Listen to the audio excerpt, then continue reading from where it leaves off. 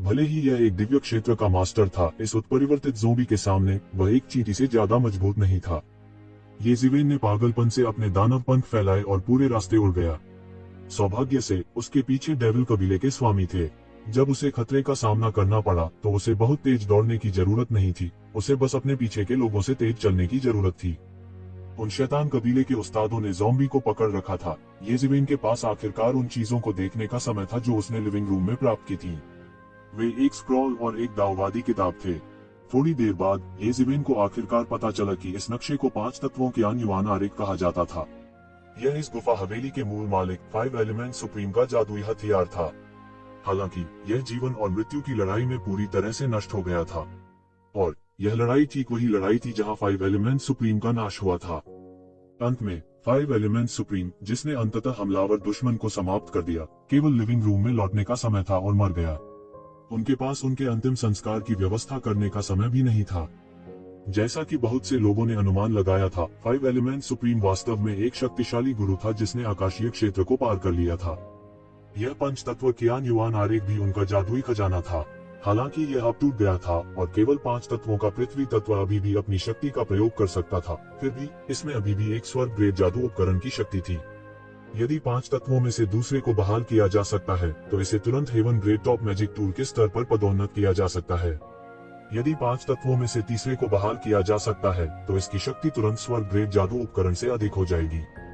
येज़िवेन भी कल्पना कर सकते हैं कि 5 तत्वों के युआन आरेख कितना शक्तिशाली था, और इस ताओवादी पुस्तक ने 5 तत्वों के युआन डायग्राम की यज्ञ पद्धति को दर्ज किया था। हालांकि इसे बहाल करना बेहद मुश्किल था, लेकिन इसने येज़िवेन को उम्मीद दी। यदि वह कियान युआन आरेख के 5 तत्वों में से 3 से अधिक को पुनर्स्थापित कर सकता है तो 5 तत्वों कियान युआन आरेख की शक्ति में गुणात्मक सुधार होगा, जो स्वर्ग स्तर के दिव्य उपकरण के स्तर को पार कर जाएगा। तो ज़िवेन ने यह भी अनुमान लगाया कि यदि 5 तत्वों कियान युआन आरेख को पूरी तरह से बहाल किया जा सकता है तो यह एक भयानक जादू उपकरण भी हो सकता है जो इमेजेंस इमॉर्टल एक्सटर्मिनेटिंग सेबर से कम नहीं था। येज़िवेन को इमेजेंस इमॉर्टल एक्सटर्मिनेटिंग सेबर की शक्ति पर बिल्कुल भी संदेह नहीं था। बात बस इतनी थी कि अब तक उसके पास इसे नियंत्रित करने का कोई तरीका नहीं था। येज़िवेन की वर्तमान खेती इमेजेंस इमॉर्टल एक्सटर्मिनेटिंग सेबर को नियंत्रित करने में सक्षम होने से अभी भी बहुत दूर थी। हालांकि यदि वह 5 तत्वों के युआन आरेख को चरण दर चरण सुधार सकता है तो स्थिति पूरी तरह से अलग होगी। यह उसे फिर से परिष्कृत करने के बराबर होगा। स्वाभाविक रूप से वह इसे आसानी से कमांड करने में सक्षम होंगे। 5 तत्वों के युआन आरेख की तुलना में येज़िवेन ने महसूस किया कि असली फसल यह ताओवादी किताब थी। इस ताओवादी पुस्तक ने 5 एलिमेंट सुप्रीम के जीवन काल के मार्शल डाओ, अंतर्दृष्टि और कुछ शीर्ष मार्शल आर्ट को रिकॉर्ड किया। जब 5 तत्वों के युआन आरेख के संयोजन के साथ प्रयोग किया जाता है तो इसकी शक्ति दोगुनी हो जाएगी। वर्तमान येज़िवेन के लिए यह बाघ के पंख जोड़ने के समान था। स्वर्ग के स्तर को पार करने वाली इन मार्शल आर्ट के साथ उनकी लड़ने की ताकत एक बार फिर से एक नए स्तर पर पहुंच जाएगी। सामान्य लोगों के लिए स्वर्ग अवस्था की साधना के साथ युद्ध की इन तकनीकों को समझना बहुत कठिन होगा। हालांकि येज़िवेन के लिए यह मुश्किल नहीं था। उसके पास सैकड़ों स्पिरिट क्रिस्टल मिनरल वेन्स के अलावा रहस्यमयी जगह की मदद थी जो उसने अभी प्राप्त की थी। इसलिए उन्हें इस ताओवादी किताब में दर्ज मार्शल तकनीकों को समझने का पूरा भरोसा था। हालांकि अब जब वह भाग रहा था तो उसके पास ध्यान से देखने का समय नहीं था। पूरा गुफा निवास एक भूल भुलैया की तरह था जो सभी दिशाओं में फैला हुआ था। येज़िवेन की आकृति लगातार इसके माध्यम से घूम रही थी। लाश से बचने के अलावा वह नहीं जानता था कि वह कहाँ है। उसे फैंग क्यूई को भी ढूंढना था जो उससे पहले इस जगह में आया था। फैंग क्यूई का उनके लिए आखिरी संदेश बहुत जरूरी था। उसे पहले से ही जियानेटियन एलायंस के लोगों के निशान मिल गए होंगे। जब वह समय आएगा अनिवार्य रूप से एक और भयंकर युद्ध होगा। हाँ, यह वास्तव में व्यर्थ खोज में लोहे के जूते पहनने जैसा है, केवल संयोग से इसे खोजने के लिए। आसमान से एक ठंडी हंसी आई। इसके तुरंत बाद येज़िवेन ने पाया कि उसे तुरंत एक दिव्य विचार ने बंद कर दिया था। फिर येज़िवेन ने अचानक अपने दिल में एक बेहद खतरनाक भावना महसूस की। उसका रंग अचानक बदल गया और उसका फिगर अचानक 1 किलोमीटर से भी ज्यादा दूर उड़ गया। ऐसा लग रहा था जैसे वह शून्य में क्षैतिज रूप से चला गया हो। जिस क्षण उसकी आकृति धराशायी हुई, एक विशाल हाथ सीधे नीचे दबा पूरे आकाश को मौके पर ही टुकड़ों में तोड़ दिया। जमीन तुरंत फट गई और धुएं और धूल में बदल गई। इस हथेली की भयानक शक्ति देखी जा सकती थी। कौन है भाई? येज़िवेन ने शून्य में देखा और एक व्यक्ति को आकाश से बाहर निकलते देखा। ये भीषण जीव थे जिन्हें येज़िवेन ने गुफा आवास के बाहर पहले देखा था। यह हथेली उसके द्वारा सटीक रूप से टकराई थी। हथेलियां चरम सीमा तक भयानक खुले आकाश को विभाजित करती हैं। वास्तव में यदि स्वर्ग की श्रेणी के छठे स्वर्ग के एक साधारण विशेषज्ञ को बिना किसी बचाव के इसके द्वारा मारा जाता है तो वे शायद किसी अन्य दुर्घटना के बिना मौके पर ही मारे जाएंगे। लोहे के जूतों को व्यर्थ खोज में पहनना केवल संयोग से इसे पाने के लिए। मैं मूल रूप से आपको ढूंढना चाहता था, लेकिन मुझे उम्मीद नहीं थी कि आप खुद को मेरे पास पहुंचाएंगे। बीशन जू अपने हाथों को अपनी पीठ के पीछे करके खड़े थे। येज़ेवेन को नीचे देख रहे थे जैसे कि वह एक चींटी को देख रहे हों। उन्होंने ऐसा नहीं किया। येज़ेवेन को बिल्कुल भी गंभीरता से न लें। तुम मुझे सिर्फ तुम्हारे साथ मारना चाहते हो। मुझे लगता है कि आपके सिर में कुछ गड़बड़ है। ऐसा मत सोचो कि तुम मुझ पर हमला करने की हिम्मत सिर्फ इसलिए करते हो क्योंकि तुम्हारी बीशन कबीले में कुछ प्रतिष्ठा है।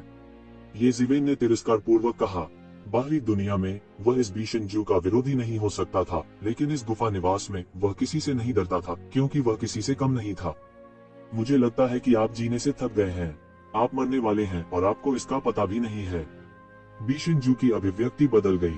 वो येशिवेन की बातों से पूरी तरह से आग बबूला हो गया।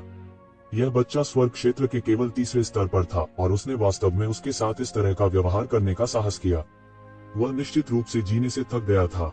येज़ेवेन, तुमने मेरे बीशान कबीले के नेता को मार डाला। तुम्हारे पाप राक्षसी है। आज वह दिन होगा जब तुम मर जाओगे। बीशन जू ने येशिवेन को ठंडेपन से देखा, जैसे उसने सब कुछ बंद कर दिया हो। वह कचरा वास्तव में आपके कबीले का नेता है।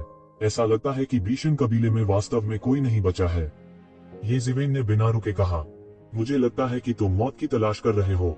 बीशन जू तुरंत क्रोधित हो गया। उसके पीछे की लपटें आसमान की ओर उठी और ची सभी दिशाओं में बिखर गई। उसने पूरी तरह से अपनी भयानक शक्ति का प्रदर्शन किया। वह युवावस्था से ही युवा पीढ़ी के सबसे मजबूत विशेषज्ञ थे।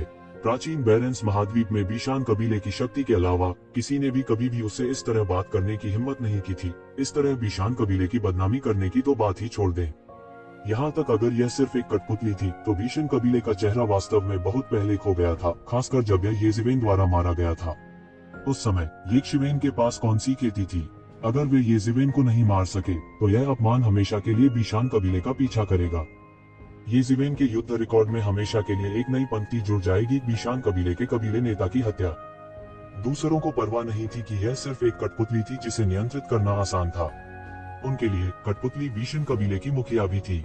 आप वही है जो जीने से थक चुके हैं। चूंकि आप जानते हैं कि आपके कबीले का नेता मेरे हाथों मर गया, फिर भी आप मेरे साथ परेशानी करने की हिम्मत करते हैं। येज़ेवेन ने कहा। येज़ेवेन, यह मत सोचो कि तुम बीशान कबीले को केवल इसलिए नीचा दिखा सकते हो क्योंकि तुमने एक मात्र कठपुतली को मार डाला। बीशन जू तुरंत क्रोधित हो गया। उसकी विशाल हथेली एक जोरदार गड़गड़ाहट के साथ दुर्घटनाग्रस्त हो गई। असीम सच्ची मौलिक ऊर्जा हवा में व्याप्त हो गई, हवा के खिलाफ उठती हुई और एक विशाल हाथ में परिवर्तित हो गई। यह येशिवेन की ओर दुर्घटनाग्रस्त हो गया। इस विशाल हाथ ने ग्रेट डाउ के अंतहीन कानूनों को संघनित किया। इस समय यह येशिवेन के शरीर पर उतरा और इस समय येज़ेवेन ने सीधे उंगली से इशारा किया। स्वर्ग कैद करने की तकनीक मौके पर ही एक विशाल पिंजरे में तब्दील हो गई, जिससे विशाल हाथ चकनाचूर हो गया। पिंजरे की गति कम नहीं हुई और इसने सीधे बीशान जू को घेर लिया। हेवन सेवरिंग फिंगर की हेवन प्रिजनिंग तकनीक को लंबे समय से येज़ेवेन ने पूर्णता के बिंदु तक संघनित किया था। एक उंगली आकाश को तोड़ने के लिए काफी थी और एक उंगली स्वर्ग को कैद भी कर सकती थी। इस तकनीक की शक्ति की कल्पना की जा सकती है। यह कौन सी मार्शल आर्ट तकनीक है? बीशन जू के चेहरे पर सदमे के भाव दिखाई दिए। उसका विशाल हाथ येज़ेवेन की उंगली से टूट गया था और वह बार बार पीछे हट गया। उसके सामने शीशीर पूरी तरह से ढह गई, इंच दर इंच बिखरती गई। उसके हाथ में तलवार की आभा घनीभूत हो गई और उसके हाथ में एक लंबी तलवार दिखाई दी। उसने आकाश में एक घेरा बनाया और अनगिनत हल्की तलवारें पतली हवा से संघनित हुईं। वे आकाश को चीरते हुए नीचे गिर पड़े। फूश फूश फूश, हवा के माध्यम से टूटने की एक कान छिदवाने वाली आवाज निकली। आकाश हल्की तलवारों से भर गया था और उन्होंने लगभग पूरे आकाश को ढांक लिया था, मानो सारा आकाश तलवार के बादलों का समुद्र बन गया हो। मरना। येज़ेवेन ने ठंडी सांस ली और सीधे एक कदम आगे बढ़ाया। एक पल में वह बीशन जू के सामने दौड़ पड़ा। उसने सीधे अपने विशाल हाथ से पकड़ लिया और तलवार की आभा तुरंत उसके हाथ में आ गई। उसके हाथ में तलवारें अभी भी बेतहाशा चमक रही थीं और वे येज़ेवेन के हाथ को टुकड़े टुकड़े करना चाहते थे। हालांकि येज़ेवेन ने पहले ही अत्याचारी निकाय के 10वें स्तर पर कदम रख दिया था। उसका भौतिक शरीर कितना भयानक था। देवताओं के वंशजों का सामना करते हुए भी वह प्रतिकूल स्थिति में नहीं पड़ा। उसने उसी स्तर की ड्रैगन जाति के खिलाफ लड़ने का साहस किया। ये जिवेन के हाथ में तलवार का प्रभामंडल चमकता रहा, लेकिन ये जिवेन की हथेली से बच नहीं सका। थोड़ा थोड़ा करके इसे टुकड़ों में कुचल दिया गया। इन ऊर्जाओं को ये जिवेन ने कुचल दिया और ऊर्जा की एक गेंद में मिला दिया। इसके तुरंत बाद उन्होंने इसे सीधे बीशनजू की ओर फेंक दिया। बूम! ऊर्जा की यह विशाल लहर अचानक आकाश में ऊर्जा की एक धारा में बदल गई और बीशानजू की ओर जमकर विस्फोट हुआ। अचानक बीशनजू के सामने सफेद रोशनी की अनगिनत धारियां दिखाई दी। वे एक अक्षांश और देशांतर बनाते हुए शून्य में आपस में जुड़ गए। यह एक बड़े जाल की तरह था और यह उसके सामने अवरुद्ध हो गया। बूम! इस भयानक ऊर्जा धारा के सामने सफेद रोशनी की ये लकीरें पूरी तरह से ढह गईं। यह बीशनजू की अपनी ताकत और खुद की ऊर्जा के बीच की लड़ाई थी। पहले जब उसने ये शिवेन को मारना चाहा तो उसने बिल्कुल भी पीछे नहीं हटे। इसके अलावा ये शिवेन के साथ जुड़ने के बाद इसकी शक्ति और भी मजबूत हो गई। बूम! यह ऊर्जा धारा अंततः श्वेत प्रकाश की धारियों द्वारा निर्मित विशाल जाल से टूट गई। शून्य में गर्जना के बीच यह बेशानजू के शरीर पर बेरहमी से उतरा। टकराना! बेशनजू को तुरंत उड़ा दिया गया। तोप के गोले की तरह वह दीवार में धंस गया। अंतहीन धुएं और धूल के बीच प्रकाश की एक सात रंग की किरण सभी दिशाओं में फैली हुई है, जो पूरे शून्य को कवर करती है। बीशनजू, जिसे ये जिवेन द्वारा गंभीर रूप से घायल किया जाना था, उसके शरीर पर 7 रंगों का दिव्य वस्त्र दिखाई दिया था, जो उस हमले को रोक रहा था जिसे घातक माना जा रहा था। ये जिवेन, तुमने वास्तव में मुझे घायल करने की हिम्मत की, बीशनजू ने ठंडेपन से कहा। उसकी आवाज ऐसी लग रही थी जैसे वह नर्क से आई हो। यह एक अक्षम्य अपराध है। यदि देवता भी आ जाएं, तो वे तुम्हें बचाने के बारे में भूल सकते हैं। उसने अपनी आंखें खोली और उसकी आभा अचानक बढ़ गई। रंगीन ईश्वरीय वस्त्र के विपरीत वह एक देवता के समान था। पहले की तुलना में उनकी आभा में मौलिक वृद्धि हुई थी। मैं आपको अपमान करने के परिणामों के बारे में बता दूंगा, बीशनजू ने ठंडेपन से कहा। क्या मजाक है? क्या मुझे बचाने के लिए मुझे किसी की जरूरत है? ये जिवेन ने ठंडी मुस्कान के साथ कहा। उसने एक कदम आगे बढ़ाया और अपनी उंगली दिखा दी। द स्काई शेकिंग तकनीक। उनकी अंगुली के नीचे सारा आकाश कांप उठा। स्काई इम्प्रेशनिंग तकनीक की तुलना में स्काई शेकिंग तकनीक और भी अधिक शक्तिशाली थी। उसकी उंगलियों से प्रभामंडल की परतें निकल रही थी, जैसे आकाश का प्रभामंडल कांप रहा हो। तुम मरना चाहते हो? मैं तुम्हारी इच्छा पूरी करूंगा। बीशनजू ने एक कदम आगे बढ़ाया और उसकी आभा फूटती रही। रंगीन ईश्वरीय वस्त्र ने और भी तीव्र प्रकाश छोड़ा। उसके हाथ में एक रंगीन तलवार दिखाई दी और उसने तुरंत तलवार से वार किया। यह बहुत तेज था और एक पल में आकाश में एक बड़ी दरार दिखाई दी। तलवार की नोक और ये जिवेन की उंगली आमने सामने टकराए, अंतहीन शून्य को चकनाचूर करते हुए दोनों ओर से भयानक आभा बढ़ गई। आकाश में उन दोनों को केंद्र के रूप में अनगिनत दरारें तुरंत बिखर गईं और दरारें दूर के शून्य में फैल गईं। ये जिवेन पर असीम वायुतरंगें चली, जिससे उसके बाल झड़ गए। वायुतरंगें अतुलनीय रूप से विशाल थीं। मुझे अपनी पूरी ताकत लगाने के लिए मजबूर करने के लिए आप शांति से मर सकते हैं। बीशनजू की आवाज अतुलनीय रूप से ठंडी थी। इस समय यहाँ की लड़ाई ने कई विशेषज्ञों का ध्यान खींचा था। हालांकि यह गुफा एक भूमिगत भूलभुलैया की तरह थी जो सभी दिशाओं में फैली हुई थी। चाहे वह कितनी भी बड़ी क्यों न हो, वह इस दुनिया से बड़ी नहीं हो सकती थी। दोनों के बीच की लड़ाई को कई लोगों ने फौरन नोटिस कर लिया। वे दोनों क्यों लड़ रहे हैं? यह नॉर्थमोंट जू की ताकत अत्याचारी है। ऐसा कहा जाता है कि वह बहुत पहले ही स्काई ह्यूमन स्टेज की 7वीं परत में कदम रख चुका है और एक बड़ा शॉट है। भले ही उसने अपने साधना आधार को सील कर दिया हो, फिर भी वह एक अजेय अस्तित्व है। यह व्यक्ति कौन है? उसकी तुलना बीशनजू से कैसे की जा सकती है? उद्धरण चिन्ह। मैं इस व्यक्ति को जानता हूँ। वह ये परिवार का जीनियस है जो इंपीरियल कोर्ट स्ट्रगल में शानदार ढंग से चमका। ये जिवेन, हालांकि वह अभी युवा है। कहा जाता है कि उनकी उम्र महज 200 साल है। वह इतना शक्तिशाली कैसे हो सकता है? वह वास्तव में नॉर्थ माउंटेन जू के साथ मुकाबला कर सकते हैं। हालांकि नॉर्थ माउंटेन जू ने अपनी खेती को सील कर दिया है, फिर भी वह ऐसा नहीं है जिससे आम लोग निपट सकें। उस नॉर्दर्न माउंटेन जू को नॉर्दर्न माउंटेन क्लैन का 7 रंग का कीमती चोगा पहनना चाहिए। अफवाह यह है कि उत्तरी पर्वतीय कबीले के पूर्वज ने एक बार एक अद्वितीय बिजलीगर को मार डाला था और उससे 7 रंगों वाले कीमती वस्त्र की साधना पद्धति चुरा ली थी। हालांकि शोधन प्रक्रिया की जटिलता और सामग्रियों की उच्च आवश्यकताओं के कारण वास्तव में ऐसे बहुत से लोग नहीं हैं जिनके पास 7 रंगों का कीमती वस्त्र है। उत्तरी माउंटेन जू को वास्तव में 7 रंगों के कीमती वस्त्र का उपयोग करने के लिए मजबूर किया गया है। वह अभी खेदजनक स्थिति में रहा होगा। इस समय कई लोग उत्साही चर्चा करने लगे। हर कोई इन 2 लोगों से अपरिचित नहीं था। वे एक नजर में बता सकते थे। बेशिनजू की जादुई शक्ति 7 रंगों के कीमती बागे के सहारे तुरंत आसमान छू गई। वह एक राक्षस देवता की तरह था और कदम दर कदम ये शिवेन के पास जा रहा था। उनके द्वारा उठाए गए हर कदम के साथ उनकी ताकत में एक अंश की वृद्धि हुई। आसपास की आत्मा क्यूई उसके शरीर के चारों ओर उबल रही थी और एक अदृश्य शक्ति उसके शरीर के चारों ओर बन गई, एक डोमेन बना रही थी। और इस क्षेत्र के भीतर बेशनजू दुनिया में एकमात्र ईश्वर था, एक ऐसा अस्तित्व जो सब कुछ नियंत्रित करता था। वही एक शिवेन के सामने आया और दोनों हाथों से फाड़ दिया।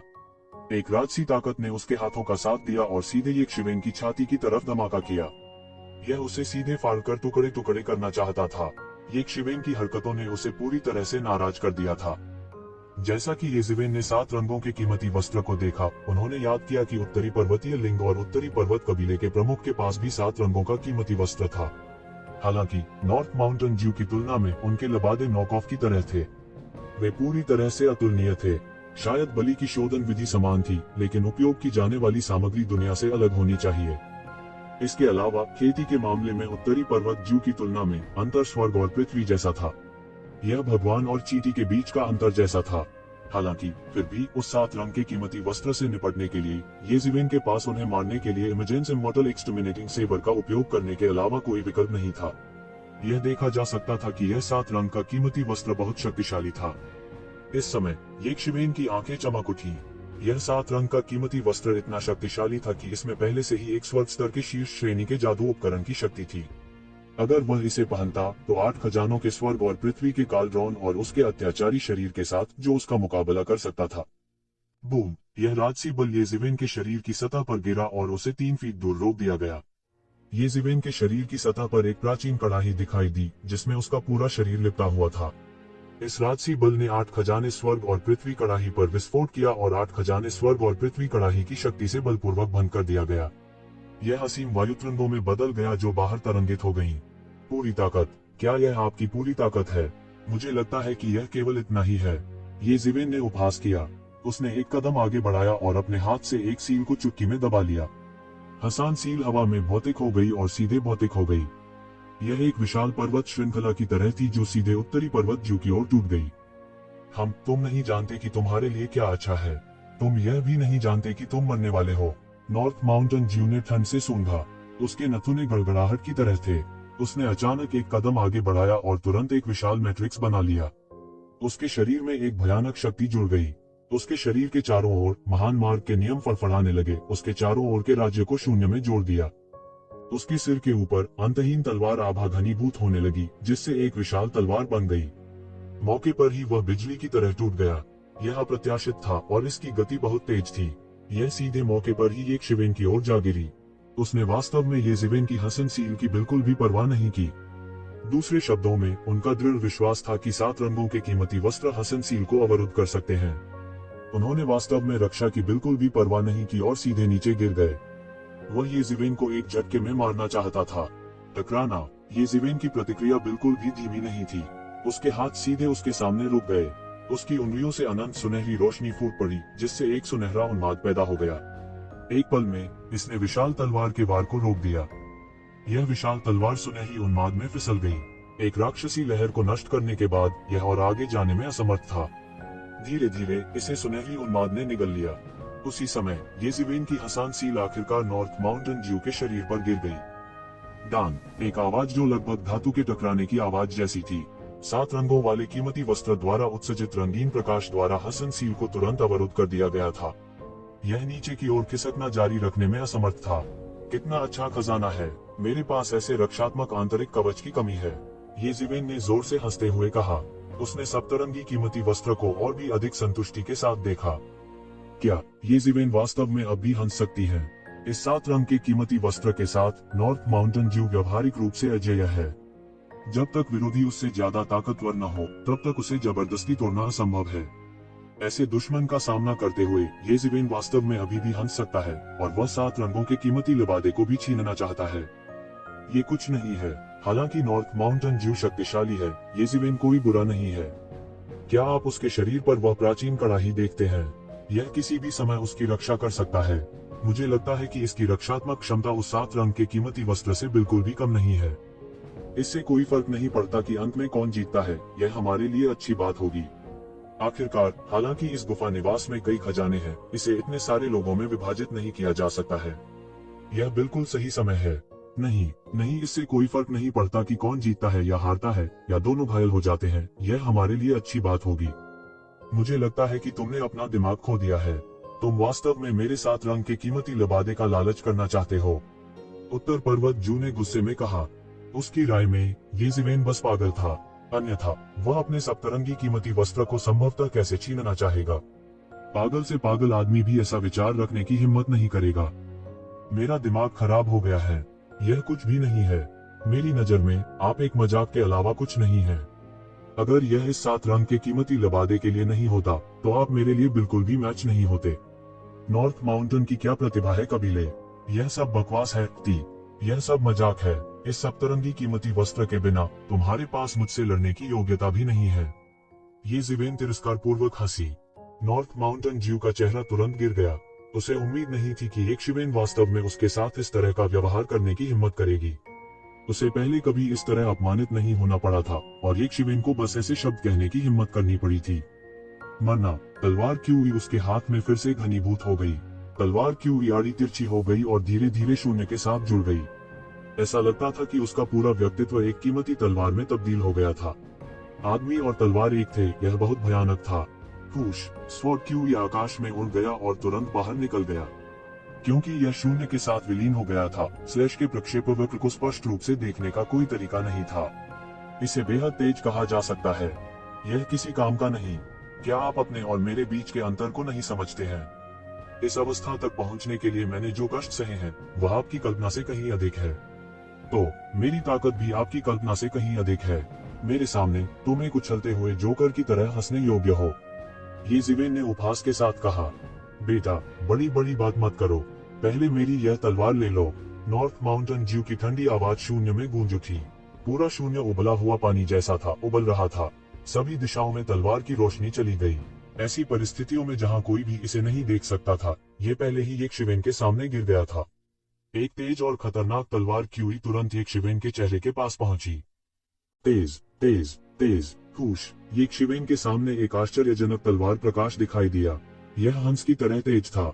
यह इतनी तेज थी कि इसे नंगी आंखों से नहीं देखा जा सकता था। ये तभी दिखाई दिया जब ये एक शिवेन के चेहरे के करीब था। यह अटूट गति का सार था। टकरा जाना। तलवार की रोशनी कम हो गई और इसने भयानक उन्माद पैदा कर दिया। इसने ये ज़िवेन के बालों को सीधे हवा में उड़ा दिया और उसके कपड़े भी हवा में लहरा गए। मरना। और इस समय उत्तरी पर्वत ज्यू, जो अपनी तलवार के साथ आगे बढ़ रहा था, अंत में शून्य से बाहर निकला। उसके चेहरे पर कुछ उग्र भाव प्रकट हुए। उसने एक शिवेन को ऐसे देखा जैसे वह किसी मरे हुए आदमी को देख रहा हो। क्या यह तेज है? एक शिवेन ने अचानक पूछा। नॉर्थ माउंटेन ज्यू को आखिरकार एहसास हुआ कि कुछ गड़बड़ है। अगर आपके पास बस इतना ही है तो मैं आपसे तेज हूँ, ये ज़िवेन ने उपहास किया। दानव पंखों की एक जोड़ी तुरंत उसके पीछे फैल गई। ऐसा प्रतीत होता है कि उसकी आकृति टेलीपोर्टेड हो गई थी और जहां वह था वहां से गायब हो गई थी, पीछे एक आफ्टर इमेज छोड़ गई थी। और नॉर्थ माउंटेन ज्यू की तलवार की रोशनी सीधे उसकी खोपड़ी में घुस गई और फिर वह उसी जगह से निकल गई। इसने सीधे आफ्टर इमेज में छेद किया, लेकिन ये ज़िवेन के शरीर में नहीं घुसा।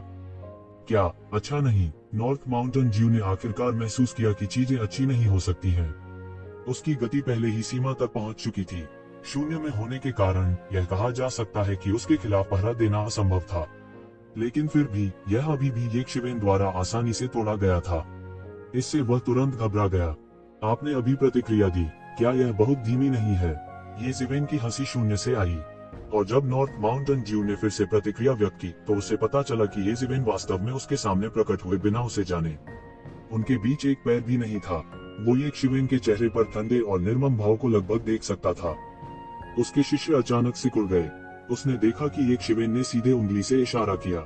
उसकी उंगलियों से निकलने वाला अंतहीन प्रभामंडल और उसकी उंगलियों पर एक भयानक शक्ति उबलती है। यह सीधे आसमान में घुसा और उनके शरीर को छुआ। हालांकि उसने इसे देखा, उसके पास प्रतिक्रिया करने का समय नहीं था। उसका शरीर उसकी प्रतिक्रिया की गति के साथ नहीं रह सका। इस समय ये ज़िवेन की उंगली सीधे मौके पर ही लग गई। प्रकाश की अनंत किरणें चमक उठी। उसके शरीर पर 7 रंगों के कीमती कपड़ों ने उत्तरी पर्वत ज्यू की रक्षा करते हुए लगभग 7 रंगों वाली हल्की ढाल का निर्माण किया। हालांकि ये ज़िवेन की ताकत अतुलनीय रूप से अत्याचारी थी। उन्होंने एक बिंदु के साथ एक सतह को तोड़ने के सार में महारत हासिल कर ली थी। उसकी उंगली सीधे मौके पर 7 रंग के कीमती कपड़ों से बनी ढाल को तोड़ देती है। फिर यह सीधे उत्तरी माउंटेन ज्यू के शरीर पर गिरा। ज्यू, एक जोरदार और तीखी हवा छिदवाने वाली आवाज निकली। बेशन जू का पूरा शरीर एक तोप के गोले की तरह था, क्योंकि उसे उड़ते हुए भेजा गया था। एक बार फिर दीवार से टकराया। यदि यह इस तथ्य के लिए नहीं था कि यह गुफा निवास पंचतत्व सच्चे भगवान द्वारा अनगिनत वर्षों से प्रबलित किया गया था, तो बस यह बल अकेले एक साधारण पर्वत श्रृंखला को तुरंत धूल में कम करने के लिए पर्याप्त होता। क्या मैं चीजों को देख रहा हूँ? इतनी जल्दी, दोनों ही इतनी तेज हैं। किसी ने अपनी आंखें झपकाईं, जैसे कि वह इस बात की पुष्टि करने की हिम्मत नहीं कर रहा था कि जो कुछ उसने देखा वह वास्तविक था। यह बहुत भयानक था। यह वास्तव में अविश्वसनीय है। बेशन जू की गति पहले से ही बहुत तेज है। मैंने सोचा था कि येज़ेबेल निश्चित रूप से इस बार इसे रोक नहीं पाएगी और खुद को बचाने के लिए उस प्राचीन कड़ाही का उपयोग करना होगा। मुझे उम्मीद नहीं थी कि येज़ेबेल की गति भी इतनी तेज होगी। बेशन जू की गति वास्तव में उसके सामने पूरी तरह से नुकसान में है। अधिक मजबूत, वे दोनों बहुत मजबूत हैं। मुझे उम्मीद नहीं थी कि युवा पीढ़ी इतनी अत्याचारी होगी। उन्हें पियरलेस जीनियस कहा जा सकता है। ऐसे लोग, भले ही उन्होंने अपनी खेती को सील कर दिया हो, फिर भी वे बेहद अत्याचारी हैं। अंतहीन धुआं और धूल तैरती रही। पहाड़ की चट्टानें ढह गईं। बेशन जू के पूरे शरीर को मानव के आकार का छेद बनाते हुए पहाड़ की दीवार में विस्फोट कर दिया गया था। यहाँ तक उसके शरीर पर लगे 7 रंगों के कीमती कपड़े भी तुरंत येज़ेबेल की उंगली से टूट गए। हालांकि अधिकांश शक्ति 7 रंगों के कीमती कपड़ों द्वारा अवशोषित कर ली गई थी, फिर भी शेष शक्ति ने बेशन जू को एक पल में उड़ा दिया। अच्छी दृष्टि वाले कुछ लोगों ने तुरंत महसूस किया कि येज़ेबेल की गति की तुलना में उसकी ताकत जरा भी कम नहीं लगती थी। उनके पास इस तरह की लड़ाई में भाग लेने का कोई तरीका नहीं था। यहाँ तक स्काई ह्यूमन दायरे के 7वें या 8वें स्तर पर पुराने प्राचीन वस्तुएं और पुराने राक्षस भी, जिन्होंने इस समय यहाँ आने के लिए अपनी खेती को सील कर दिया था, जब उन्होंने उन दोनों के बीच लड़ाई देखी तो उनके भाव मदद नहीं कर सके। अत्यधिक परिवर्तन, एक के बाद एक, वे चिल्लाते रहे कि युवा पीढ़ी वास्तव में दुर्जय थी। आजकल की युवा पीढ़ी निरंकुश होती जा रही है, और इस समय शून्य में 1 दर्जन से अधिक आंकड़े सीधे बाहर निकल आए। वे बैशान वंश के विशेषज्ञ थे जिन्हें बीशान जू अपने साथ लाया था। वे काफी देर तक शून्य में घात लगाए बैठे रहे। शुरू में बीशन जू बहुत आश्वस्त था और उसने सोचा कि वह अकेला ही येज़ेबेल को मारने के लिए पर्याप्त होगा। कौन जानता था कि येज़ेबेल इतनी शक्तिशाली और भयानक होगी। भले ही वो येज़ेबेल के सामने था, ऐसा लगता था कि उसे बार बार हराया जा सकता था। ये 1 दर्जन से अधिक शक्तिशाली विशेषज्ञ बहुत कम से कम स्काई ह्यूमन दायरे के 4थे स्तर के शक्तिशाली विशेषज्ञ थे। उनमें से 2 पुरानी प्राचीन वस्तुएं भी थी जिन्होंने अपनी खेती को सील कर दिया था। हालांकि इस समय उनके पास केवल आकाश मानव क्षेत्र के 6ठे स्तर की साधना थी, फिर भी उन्होंने जो भी कदम उठाया वह एक भयानक अस्तित्व था जो अब तक आकाश मानव क्षेत्र के 6ठे स्तर को पार कर गया था। इस समय वे अंततः खड़े होकर और नहीं देख सकते थे। वे सेना में शामिल होना चाहते थे और येज़ेबेल का वध करना चाहते थे। वे गुस्से से दहाड़े और येज़ेबेल की तरफ झपटे। मौत को प्रणाम, येज़ेबेल ने शून्य में उड़ते हुए बीशन कबीले के विशेषज्ञों को देखकर उपहास किया। उसने एक कदम आगे बढ़ाया और जैसे कि उसने टेलीपोर्ट किया हो, वह तुरंत बीशन कबीले के विशेषज्ञों में से एक के सामने आ गया। वह बेहद तेज था। स्काई ह्यूमन रियल्म के 4थे स्तर पर बीशन कबीले के विशेषज्ञ के पास प्रतिक्रिया करने का समय भी नहीं था और येज़ेबेल वास्तव में उसके सामने पहले ही झपट चुकी थी। सभी की नजरों में येज़ेबेल की हरकतें बेहद धीमी लग रही थीं, लेकिन वास्तव में वे बेहद तेज थीं। सबकी नजरों में येज़ेबेल ने केवल अपनी मुट्ठी उठाई। उसे लहराने की भी जरूरत नहीं पड़ी। उसकी भयानक गति और उत्तरी माउंटेन कबीले के विशेषज्ञ द्वारा लाए गए शक्तिशाली गति के साथ उत्तरी माउंटेन कबीले के विशेषज्ञ के पास उसे रोकने का कोई तरीका नहीं था। उत्तरी माउंटेन कबीले के विशेषज्ञ ने सीधे येज़ेबेल के सिर पर पटक दिया। एक तरबूज के टूटने की तरह उसका सिर अंत में येज़ेबेल की मुट्ठी के साथ प्रतिस्पर्धा नहीं कर सका और यह एक पल में पूरी तरह से बिखर गया था और उसका शरीर अभी भी उस जगह पर पहुंच गया जहां येज़ेबेल अद्वितीय जड़ता के साथ खड़ी थी। बूम! उसके सिर के फट जाने के बाद वह अपने शरीर पर बिल्कुल भी नियंत्रण नहीं रख सका और मौके पर ही पहाड़ की दीवार से टकरा गया और कोई हलचल नहीं हुई। इतनी तेजी! हालांकि उन्होंने अभी अभी येज़ेबेल की गति देखी थी, इस समय उन्होंने वास्तव में महसूस किया कि येज़ेबेल की गति कितनी भयानक थी। जैसा कि कहा जाता है, केवल तुलना करके ही कोई दिखा सकता है कि येज़ेबेल कितना शक्तिशाली था। जब येज़ेबेल और बीशान जुए पहले लड़े थे, हालांकि बीशान जुए येज़ेबेल की गति के साथ नहीं चल सका। वह अभी भी मजबूत था और अभी भी प्रतिक्रिया कर सकता था, इसलिए यह नहीं दिखा कि येज़ेबेल कितना भयानक था। लेकिन अब येज़ेबेल के सामने स्काई ह्यूमन रियल्म के 4थे स्तर पर इस योद्धा के पास प्रतिक्रिया करने का समय भी नहीं था, इससे पहले कि वह उसके हाथों मर गया। सबकी नजरों में येज़ेबेल ने बस अपनी मुट्ठी उठाई और वह व्यक्ति अपने आप उसके पास आया, उसके सिर को मौत के घाट उतार दिया। यह सबसे भयानक बात थी। हर कोई अपने दिल में ठंडक महसूस किए बिना नहीं रह सका और कई लोगों के दिल में मूल रूप से कुछ बेचैन करने वाले विचार थे। वे अभी भी ये जिवेन के शरीर में यिन यांग जीवन और मृत्यु आरेख के आधे हिस्से के बारे में सोच रहे थे। यह एक ऐसा खजाना था जिसके लिए रसातल के दानव भगवान भी व्यक्तिगत रूप से लड़ना चाहते थे, तो वे इसके द्वारा कैसे लुभाए नहीं जा सकते थे। वे मूल रूप से ये जिवेन को मारने और यिन यांग जीवन और मृत्यु आरेख को जब्त करने के लिए इस जगह का लाभ उठाना चाहते थे। अब ऐसा लग रहा था कि उनके पिछले विचार कितने हास्यास्पद थे। बाहर जाने के बाद यह कहना मुश्किल था कि कौन जीतेगा और कौन हारेगा, लेकिन यहाँ वे केवल अपनी खेती पर मुहर लगा सकते थे। ये जिवेन के सामने यदि वे अपने मूल क्षेत्र का लाभ प्रदर्शित नहीं कर पाते तो वे बस खुद को मौत के मुंह में धकेल रहे होते और शायद इन लोगों से ज्यादा बेहतर नहीं होते। एक पल में उनके विचार अनगिनत बार बदल गए और मैदान में स्काई ह्यूमन रियल्म के चौथे स्तर पर एक मास्टर को मारने के बाद ये जिवेन की गतिविधियां बंद नहीं हुई। इसके विपरीत उसने लगभग तुरंत ही बीशन कबीले के अन्य उस्तादों पर हमला कर दिया था। बूम बूम बूम, बीशान कबीले के इन आकाओं को ये जिवेन ने मौके पर ही हवा में मार डाला। पलक झपकते ही कुछ ही सांसों के समय में स्काई ह्यूमन रियल्म के 7वें स्तर पर केवल 2 पुरानी प्राचीन वस्तुएं बची थीं जिन्होंने अपनी खेती को सील कर दिया था। बाकी लोग पहले ही ये जिवेन की तलवार से मारे जा चुके थे। ये जिवेन के सामने उनके पास वापस लड़ने की लगभग कोई शक्ति नहीं थी। चाहे वह ताकत हो या गति, ये जिवेन उनकी कल्पना से कहीं अधिक शक्तिशाली थी। नहीं, इस समय बेशन जू ने अंत में प्रतिक्रिया व्यक्त की और तुरंत चिल्लाया। उसके दिल से खून बह रहा था। ये सबसे मौलिक ताकतें थीं जो उन्हें भविष्य में बीशन कबीले के कुलपति की स्थिति के लिए प्रतिस्पर्धा करने की अनुमति देती थीं। अपने दायरे के साथ भी इन अहंकारी स्काई ह्यूमन रियल मास्टर्स को बांधना आसान नहीं था, विशेष रूप से उनमें से कुछ स्काई ह्यूमन दायरे के 5वें और 6ठे स्तर पर थे। वे अभिजात वर्ग के सच्चे कुलीन थे और उनमें से किसी एक को भर्ती करना आसान नहीं था। वे स्काई ह्यूमन रियलम के 4थे स्तर और उससे नीचे के सामान्य मार्शल कलाकारों की तुलना में बहुत दूर थे। इन कमजोर मार्शल कलाकारों को मारने के बाद येक्षिवन बिल्कुल नहीं रुका।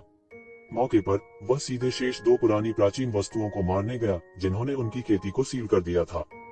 ये 2 लोग पुराने प्राचीन होने के योग्य थे जिन्होंने अपनी खेती को सील कर दिया था। हालांकि उनकी साधना को सील कर दिया गया था, फिर भी ताकत के मामले में वे आकाश मानव क्षेत्र के 6ठे स्तर के शिखर पर सामान्य विशेषज्ञों की तुलना में बहुत अधिक मजबूत थे। भले ही उनकी खेती को सील कर दिया गया हो, फिर भी उनकी खेती का बचा हुआ हिस्सा सभी को कुचलने के लिए काफी था। ऐसा इसलिए भी था क्योंकि उन्होंने येक्षिवेन जैसे सनकी का सामना किया था। नहीं तो आम लोग उनके सामने काफी नहीं होते। मरना, इन दोनों उस्तादों ने तुरंत संकोच नहीं किया। वे दोनों चालाक बूढ़ी लोमड़ियां थीं और यह अज्ञात था कि उन्होंने अपने जीवन में कितनी लड़ाइयों का अनुभव किया था। स्वाभाविक रूप से वे जानते थे कि वे एक एक करके येक्षिवेन से बिल्कुल नहीं हार सकते, अन्यथा वे वास्तव में मर चुके होते। वे तुरंत सेना में शामिल हो गए और येक्षिवेन की ओर दौड़े। ये दोनों प्राचीन वस्तुएं थीं जो पहले ही 7वें आकाशीय क्षेत्र में कदम रख चुकी थीं। उनके पास बड़े रोमांच भी थे, अन्यथा वे 7वें आकाशीय क्षेत्र में कदम नहीं रख पाते। हालांकि यह केवल एक खगोलीय क्षेत्र का अंतर था, इसने प्राचीन बैलेंस में एक साधारण बड़े शॉट की स्थिति निर्धारित की जो पूरी तरह से अलग थी। यदि यह बाहर था तो इन दोनों में से कोई भी एक प्रतिद्वंद्वी था जिसकी तुलना येक्षिवेन नहीं कर सकता था। पर अब इस गुफा हवेली में प्रवेश करने के लिए उन्हें अपनी खेती को सील करना पड़ता था, जो अपने आप में एक अत्यंत खतरनाक बात थी। यह भी कारण था कि 8वें और 9वें आकाशीय क्षेत्र के कई विशेषज्ञ इसमें आने और जोखिम लेने के लिए तैयार नहीं थे, क्योंकि इसकी कोई गारंटी नहीं थी। अगर कोई दुर्घटना होती तो वे मौके पर ही मारे जा सकते थे। यह थोड़े से खजाने के लायक नहीं था। दोनों सेना में शामिल हो गए और उनकी गति अत्यंत तेज थी, जैसे आकाश को चीरती हुई बिजली, अत्यंत भयानक। 2 मुक्का मारा और राक्षसी मुट्ठी ऊर्जा बह गई। पूरा शून्य उबलते पानी की तरह था, बेतहाशा उतार चढ़ाव, जैसे कि पानी में एक बोल्डर फेंक दिया गया हो। टकराना, येजिवेन ने अपने हाथों को फैलाया और अंतहीन मुट्ठी ऊर्जा को येजिवेन ने मौके पर ही रोक दिया। उस असीम अनंतता को सीधे उसके द्वारा कुचल दिया गया। मेरे लिए तोड़ो, चौंकाने वाला आकाश रूप। उसने शून्य में इशारा किया, जैसे एक भगवान ने एक पल में इशारा किया। क्यूई ऊर्जा ने शून्य में एक बड़ा छेद किया और फिर बेतहाशा हिल गया। पूरा आकाश किसी प्रकार के नियम और उतार चढ़ाव के अनुरूप प्रतीत होता था और इस तरह के उतार चढ़ाव के तहत वह पूरी तरह से ढह गया। यह भयानक उतार चढ़ाव एक पल में 2 प्राचीन वस्तुओं के सामने पहले ही फूट चुका था। 2 प्राचीन वस्तुएं अचानक डर के मारे पीली पड़ गईं। येक्षिवेन के सामने उनके हमले बहुत महत्वहीन लग रहे थे और वे येक्षिवेन के विरोधी बिल्कुल भी नहीं थे। वे रक्षा की परतों की व्यवस्था करने के लिए जल्दी से सेना में शामिल हो गए। बूम बूम बूम, येजिवेन ने जिस क्यूई ऊर्जा की ओर इशारा किया था उसमें अकथनीय उतार चढ़ाव थे और जहां कहीं भी यह गुजरी, आकाश पूरी तरह से ढह गया। यह शॉकिंग स्काई फॉर्म का सबसे भयानक हिस्सा था। इम्प्रेशनिंग स्काई फॉर्म से अलग, इम्प्रेशनिंग स्काई फॉर्म का सार कैद शब्द था जो अंतरिक्ष को एक पल में प्रतिबंधित कर सकता था। स्काई शेकिंग स्टाइल ने हर चीज को चकनाचूर करने के लिए हिंसक उतार चढ़ाव का इस्तेमाल किया, ठीक उसी तरह जैसे डॉल्फिन की आवाज कांच की बोतल को चकनाचूर कर सकती है। हालांकि यह एक अधिक उन्नत स्थानिक उतार चढ़ाव था जिसमें एक और बहुत गहरा मार्शल आर्ट सिद्धांत शामिल था। ये ज़िवेन अभी तक इसे पूरी तरह से नहीं समझ पाए थे, लेकिन उनके लिए शॉकिंग स्काई फॉर्म प्रदर्शित करने के लिए यह पर्याप्त से अधिक था।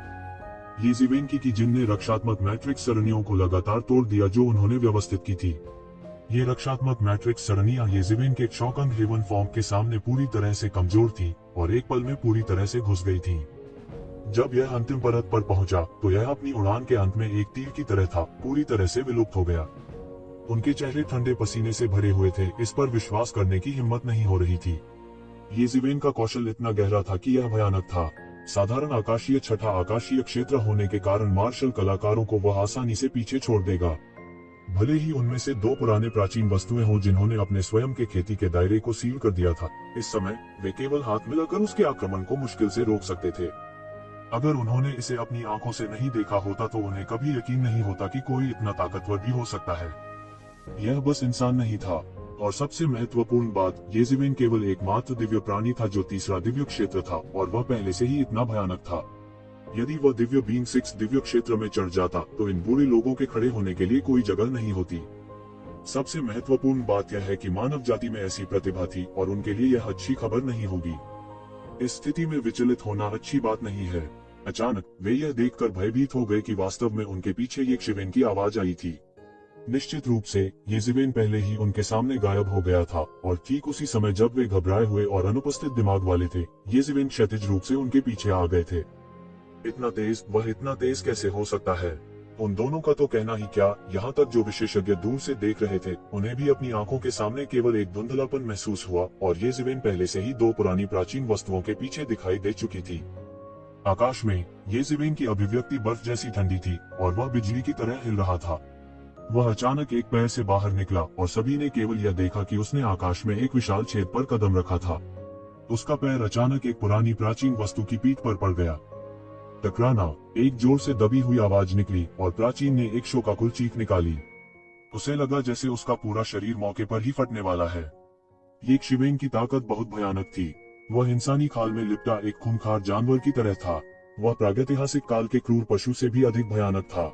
हुश, उसका शरीर अचानक एक तोप के गोले की तरह उड़ गया और एक बड़ी दरार पैदा करते हुए जमीन पर दीवार से टकरा गया। केंद्र के रूप में उनके शरीर के साथ यह एक घने मकड़ी के जाले की तरह था जो सभी दिशाओं में फैला हुआ था, और उनके शरीर के नीचे जमीन एक अथाह खाई में धंस गई थी।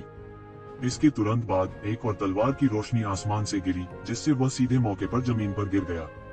और यह सब बहुत तेजी से हुआ। लगभग पलक झपकते ही उस व्यक्ति को पहले ही ये ज़िवेन द्वारा यातना देकर मौत के घाट उतार दिया गया था, जो ये ज़िवेन के लिए पूरी तरह से मेल नहीं खाता था।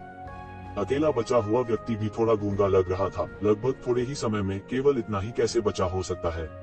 इस समय उसे इस बार ये ज़िवेन को भड़काने के लिए आने पर लगभग पछतावा हो रहा था। ये ज़िवेन उसकी कल्पना से कहीं अधिक अत्याचारी था। वह अब वह व्यक्ति नहीं था जिसने अभी अभी आकाशीय क्षेत्र की तीसरी स्वर्गीय परत में प्रवेश किया था। इस समय वो लगभग दिव्य क्षेत्र की तीसरी स्वर्गीय परत के शिखर पर चढ़ गया था। हुश, उसकी दृष्टि धुंधली हो गई और ये ज़िवेन उसके सामने पहले ही आ गई थी। उसके सामने लगभग केवल 3 इंच। उसका बड़ा हाथ शून्य की ओर पकड़ लिया और अंतहीन तलवार क्यूई उसके हाथ में एक खजाने की तलवार में संघनित हो गई। पुची, खजाना तलवार सीधे उसकी छाती में घुसी और फिर अचानक फट गई। उसका पूरा शरीर खून के धुंध के बादल में बदल गया जो सीधे फट गया। ये ज़िवेन, तुमने वास्तव में हिम्मत की। बीशिंग ज्यू की उग्र दहाड़ एक तरफ से आई। ये ज़िवेन ने वास्तव में उसके अधीन सभी कुलीनों का कत्ल कर दिया था। यहाँ तक उनके जैसे अद्वितीय प्रतिभा के लिए भी इन लोगों को भर्ती करने में उन्हें काफी मेहनत करनी पड़ी थी। ये लोग भविष्य में उसके लिए महत्वपूर्ण होने वाले थे। कोई फर्क नहीं पड़ता कि वह क्या करना चाहता था, वे उसकी ताकत की रीढ़ बनने जा रहे थे। लेकिन अब वे ये ज़िवेन के हाथों दुखद रूप से मर चुके थे। वह क्रोधित कैसे नहीं हो सकता था? इसके अलावा अभी अभी एक ज़िवेन द्वारा उसे गंभीर रूप से घायल किया गया था और अब समय बहुत कम था। भले ही उनके सभी अधीनस्थों की दुखद मृत्यु हो गई हो, लेकिन यह केवल उन्हें ठीक होने के लिए समय ही देगा। अगला तुम्हारी बारी है। ये ज़िवेन ने अपनी निगाहें नॉर्थ माउंटेन ज्यू की ओर घुमाई। वह इतना शक्तिशाली कैसे हो सकता है? नॉर्थ माउंटेन ज्यू ने चुपके से अपने दिल में शिकायत की, कोई और रास्ता नहीं है, मैं पूरी कोशिश करूंगा। उन्होंने कभी नहीं सोचा था कि कोई व्यक्ति इतना शक्तिशाली भी हो सकता है, लेकिन अब जब चीजें इस पर आ गई हैं, तो उनके पास और क्या विकल्प था। वह केवल खुद को तैयार कर सकता था और लड़ सकता था। उसने एक बड़ी गर्जना की और उसके हाथ में तलवार के इरादे से संघनित एक खजाने की तलवार निकली। उसका पूरा शरीर विनाशकारी शक्ति से प्रस्फुटित हो गया और उसका 7 रंगों का खजाना भी इस क्षण असीम 7 रंगों के प्रकाश से खिल उठा। आश्चर्यजनक तलवार आभा के साथ यह बढ़ गया और ये शिवेन की ओर बढ़ गया। नॉर्थ माउंटेन ज्यू, जो अपनी चोटी पर वापस आ गया था, ने अपनी तलवार से हवा को काट दिया और यह भयानक था। बहुत से विशेषज्ञ जो दूर से देख रहे थे, इस समय उनके हाव भाव बहुत बदल गए थे। उन्होंने एक पल के लिए सोचा, अगर वे ये ज़िवेन की जगह होते तो इस तरह के भयानक नॉर्थ माउंटेन ज्यू का सामना करना कितना भयानक होगा। कई लोगों ने इसके बारे में सोचने की भी हिम्मत नहीं की, क्योंकि वे मौके पर ही मारे जा सकते थे। हालांकि ऐसा शक्तिशाली नॉर्थ माउंटेन ज्यू, जिसने अपनी खेती को सील कर दिया था, को इस समय ये ज़िवेन का सामना करने पर वापस लड़ने में लगभग असमर्थ कहा जा सकता है। ये ज़िवेन का बड़ा हाथ शून्य की ओर बढ़ गया और 8 खजाने स्वर्ग और पृथ्वी कालड्रॉन तुरंत ये ज़िवेन के हाथ में दिखाई दिए। ये ज़िवेन के हाथ पर नीली नसें उभर आई और उसने अचानक 8 खजाने स्वर्ग और पृथ्वी देग को तोड़ दिया, इसे तलवार की आभा की ओर नीचे गिरा दिया। बूम! एक भयानक विस्फोट हुआ और तलवार की आभा 8 खजानों के स्वर्ग और पृथ्वी के कालड्रॉन से टकराई, जिससे एक अकल्पनीय शॉकवेव, एक प्रचंड लहर की तरह बाहर निकल गई। स्वर्ग, इतनी मजबूत शक्ति! क्या यह वह शक्ति है जो छठे स्तर के आकाशीय क्षेत्र के विशेषज्ञ के पास होनी चाहिए? एक साधारण छठे स्तर का आकाशीय क्षेत्र विशेषज्ञ ऐसी शक्ति के सामने एक भी झटका नहीं झेल सकता है। स्वर्ग, इतनी शक्तिशाली शॉकवेव, यहाँ तक मेरे दिव्य विचार भी बाधित हो रहे हैं। आसपास के कई लोग दहाड़ रहे थे, लेकिन यह बेकार था। वे बिल्कुल करीब नहीं आ सके। वे चौंक गए और चौंक गए। उस असीम सदमे की लहर ने उनके दिव्य विचारों को ढांक दिया, जिससे उनके लिए यह देखना असंभव हो गया कि क्या हो रहा है। एक पल में धुआं और धूल फैल गई और हमला करने वाले सभी लोगों ने पाया कि एक शिवन एक राजा की तरह था जो एक देग उठा रहा था। उसने सीधे 8 खजानों के स्वर्ग और पृथ्वी की कड़ाही को उठा लिया, जैसे कि वह एक छोटे से पहाड़ को झूल रहा हो। बार बार नॉर्थ माउंटेन ज्यू के बचाव को तोड़ा गया और नॉर्थ माउंटेन ज्यू पूरी तरह से हार गया। उसके पास कोई और बचाव आयोजित करने का कोई तरीका नहीं था। यह पूर्ण दमन था। यह पूरी तरह से विपरीत था जिसका सभी ने अभी अनुमान लगाया था। यह एक अजगर और बाघ के बीच एक भयंकर लड़ाई होगी। एक चीख निकली और उन्होंने देखा कि ये ज़िवेन किसी समय नॉर्थ माउंटेन ज्यू के सामने आ चुकी थी। उसके बड़े हाथ ने वास्तव में सीधे 7 रंग के ईश्वरीय वस्त्र को पकड़ लिया और मौके पर ही 7 रंग के ईश्वरीय वस्त्र को उत्तर माउंटेन ज्यू के शरीर से थोड़ा थोड़ा करके सीधे छील दिया गया। भीषण बुडुआन ने खून से लथपथ चीख निकाली।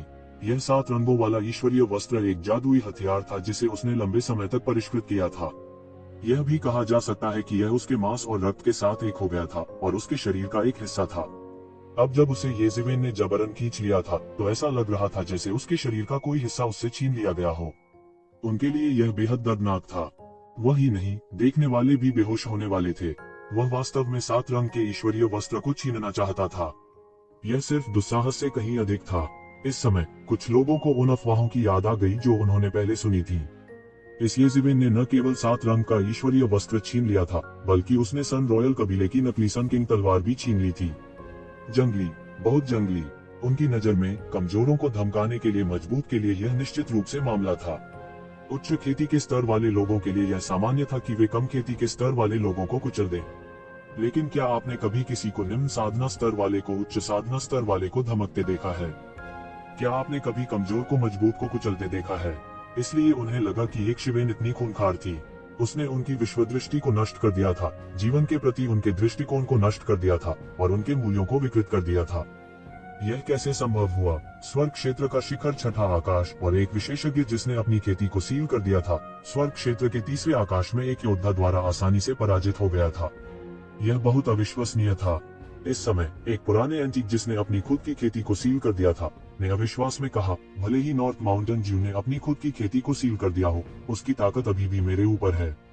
भले ही वह स्वर्ग के 7वें आसमान पर एक योद्धा से मिले, वह अब भी सकुशल बच सकता है। उसे इतनी आसानी से कैसे हराया जा सकता है? क्या ऐसा हो सकता है कि ये ज़िवेन स्वर्ग के दायरे के 7वें आसमान के एक योद्धा से भी अधिक शक्तिशाली हो? यह बहुत भयानक है। मैं इस ये शिवेन को उन लोगों की सूची में रखना चाहता हूं जिन्हें उकसाया नहीं जा सकता।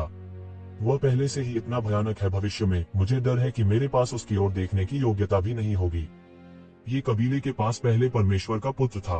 फिर मैंने सुना कि कोई एक प्राचीन देवी का पुनर्जन्म था। अब यही येज़ेबेल कहीं से भी प्रकट हुआ है। वह बहुत अद्भुत है। क्या ऐसा हो सकता है कि उसकी किस्मत अचानक फूट गई हो? नहीं तो इतने सारे जीनियस कैसे प्रकट हो सकते थे? उद्धरण चिन्ह। येज़ेबेल के हाथ में रंगीन लबादा लगातार प्रकाश की रंगीन किरणें छोड़ रहा था। येज़ेबेल पर हमला कर रहा था और उसके हाथों से बचना चाहता था। हालांकि यह 7 रंग का खजाना एक रक्षा उन्मुख जादू का उपकरण था, लेकिन इसका मतलब यह नहीं था कि इसमें कोई आक्रामक शक्ति नहीं थी। प्रकाश की अंतहीन किरणें आकाश में 7 रंगों वाली खजाने की तलवार में संघनित हो गईं और येज़ेबेल पर हमला कर दिया। यदि यह स्वर्ग के क्षेत्र के तीसरे आकाश में एक साधारण योद्धा होता, तो शायद वह प्रकाश की इन किरणों द्वारा मांस के पेस्ट में काट दिया जाता। आखिरकार यह स्वर्ग स्तर का एक शीर्ष स्तर का जादुई उपकरण था। यहाँ तक अगर यह एक आक्रामक जादू उपकरण नहीं था, तो भी इसे कम करके नहीं आंका जा सकता था। दुर्भाग्य से उन्होंने येज़ेबेल का सामना किया था। ये हमले येज़ेबेल के शरीर से 3 इंच की दूरी पर रोके गए थे। वे सुनहरी वायुतरंगों की एक दीवार से अवरुद्ध थे। दूर से देखने पर ऐसा लग रहा था जैसे येज़ेबेल सुनहरी लाख की परत में लिपटी हुई हो। वह एक सुनहरी मूर्ति की तरह दिखता था, एक भगवान की मूर्ति, अतुलनीय रूप से राजसी। येज़ेबेल ने अपनी वास्तविक तात्विक ऊर्जा को एक स्थिर धारा में 7 रंगों वाले खजाने के वस्त्र में डाला। वह 7 रंगों वाले खजाने के बागे का नियंत्रण अपने हाथ में लेता रहा। वह उसमें से बीशन जीव की आत्मा को मिटाना चाहता था। यह पहला कदम था अगर वह 7 रंगों के बागे को पूरी तरह से नियंत्रित करना चाहता था। यह सबसे महत्वपूर्ण कदम भी था। केवल नॉर्थमोंड जीव की आत्मा को पूरी तरह से मिटा देने के बाद ही उसके पास वस्त्र को परिष्कृत करने का मौका होगा। उसी समय येज़ेबेल द्वारा बीशन जीव को गंभीर रूप से घायल कर दिया गया था। फिर येज़ेबेल ने उसका 7 रंग का कीमती लबादा छीन लिया और जबरदस्ती उसके शरीर से उतार दिया। बेशनजू को मृत्यु के कगार पर कहा जा सकता है। वह गंभीर रूप से घायल हो गया था और उसकी जीवन शक्ति क्षतिग्रस्त हो गई थी। यदि वह मृत्यु से बच भी जाता, तो शायद उसे लंबे समय तक स्वस्थ होने की आवश्यकता होती। जब नॉर्दर्न माउंटेन ज्यू ने फिर से येज़ेबेल को देखा, तो उसकी आंखों में तिरस्कार और तिरस्कार नहीं था। उसकी आंखों में सिर्फ डर था। उसे विश्वास नहीं हो रहा था कि येज़ेबेल वास्तव में इतना मजबूत हो सकता है। इस समय इस बारे में बात करना बेमानी था कि बाहर चीजें कैसी थीं। वे अभी बाहर नहीं थे। येज़ेबेल के सामने वह व्यवहारिक रूप से वापस लड़ने के लिए शक्तिहीन था। जियागू जेंगशु, क्या आप देखना जारी रखेंगे और कोई कदम नहीं उठाएंगे? बीशन जू गर्जना। उसकी आंखें अचानक उभर हो गईं और उसका स्वर भी घृणा से भरा हुआ था। हालांकि उसे येज़ेबेल द्वारा इतनी बुरी तरह से पीटा गया था, वह पहले से ही येज़ेबेल से डर गया था। इस समय उसने येज़ेबेल के साथ परेशानी की तलाश करने की हिम्मत नहीं की। हालांकि वह जियागू जेंगशुओ से नफरत करता था, जो लगभग उसके जैसा ही मजबूत था, लेकिन वर्तमान में उसे कोई नुकसान नहीं हुआ था। यह सभी बुद्धिमान प्राणियों की सामान्य समस्या थी। वे अपनी गलतियों के लिए दूसरों को फंसाएंगे। उनकी बातों ने सभी को झकझोर कर रख दिया। क्या कोई अब भी आसपास घात में पड़ा हुआ था? सभी की आत्मा तुरंत सभी दिशाओं में खोजते हुए एक रडा की तरह फैल जाती है। येज़ेबेल, जो बलपूर्वक 7 रंगों के कीमती बागे से बीशान जीव की आत्मा को निकाल रही थी, अंत में इस समय प्रतिक्रिया व्यक्त की। वह मदद नहीं कर सकता था, लेकिन अपने दिल को तंग महसूस कर रहा था।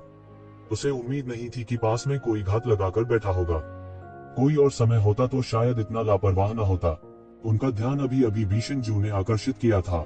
उसने सोचा कि बीशन जू जैसे व्यक्ति के गर्व के साथ वह दूसरों के साथ सेना में शामिल होने का चुनाव नहीं करेगा। केवल अब उसे एहसास हुआ कि वह गलत था, और वह बहुत गलत था। जियागू जेंगशुओ वास्तव में उसके साथ आया था। हालांकि 100 जातियों के गठबंधन को एक जाति के रूप में जाना जाता था, लेकिन हर कोई जानता था कि वे अलग अलग जातियों के हैं। आंतरिक स्थिति मानव जाति से भी अधिक अराजक थी। जब से शाही परिवार गायब हुआ, गठबंधन के 10 शाही परिवारों ने शासन करना शुरू कर दिया। उनके बीच संबंध स्वाभाविक रूप से बहुत अच्छे नहीं थे। यह मानव जाति की प्रमुख शक्तियों के बीच प्रतिस्पर्धा से भी अधिक घृणित था। इसलिए उन्हें उम्मीद नहीं थी कि वे सेना में शामिल होंगे। चूंकि तुम यहाँ हो, तो बाहर आओ। इस समय येज़ेबेल 7 रंगों के कीमती लबादे को परिष्कृत करने के बारे में कम परवाह नहीं कर सकती थी। उसने जल्दी से 7 रंग का कीमती बागा अपने पास रख लिया। अचानक उसने स्वर्ग और पृथ्वी के बीच एक हिंसक उतार चढ़ाव महसूस किया। फिर उसने अपने शरीर पर एक मजबूत दबाव महसूस किया।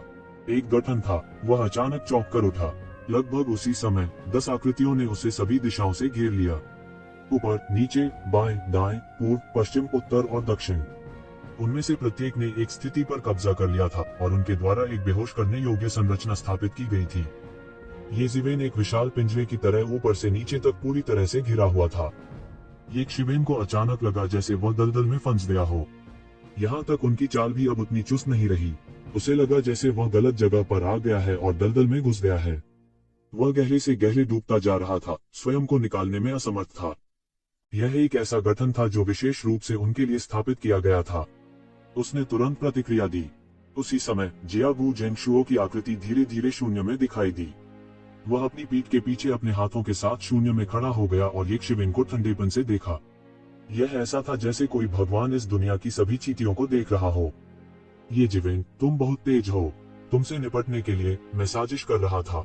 अब तुम्हारे जीतने का कोई मौका नहीं है। यहाँ तक अगर तुम प्रकाश की किरण हो तो मेरी मिट्टी शैवाल संरचना में प्रवेश करने के बाद तुम्हें धीमा करना होगा।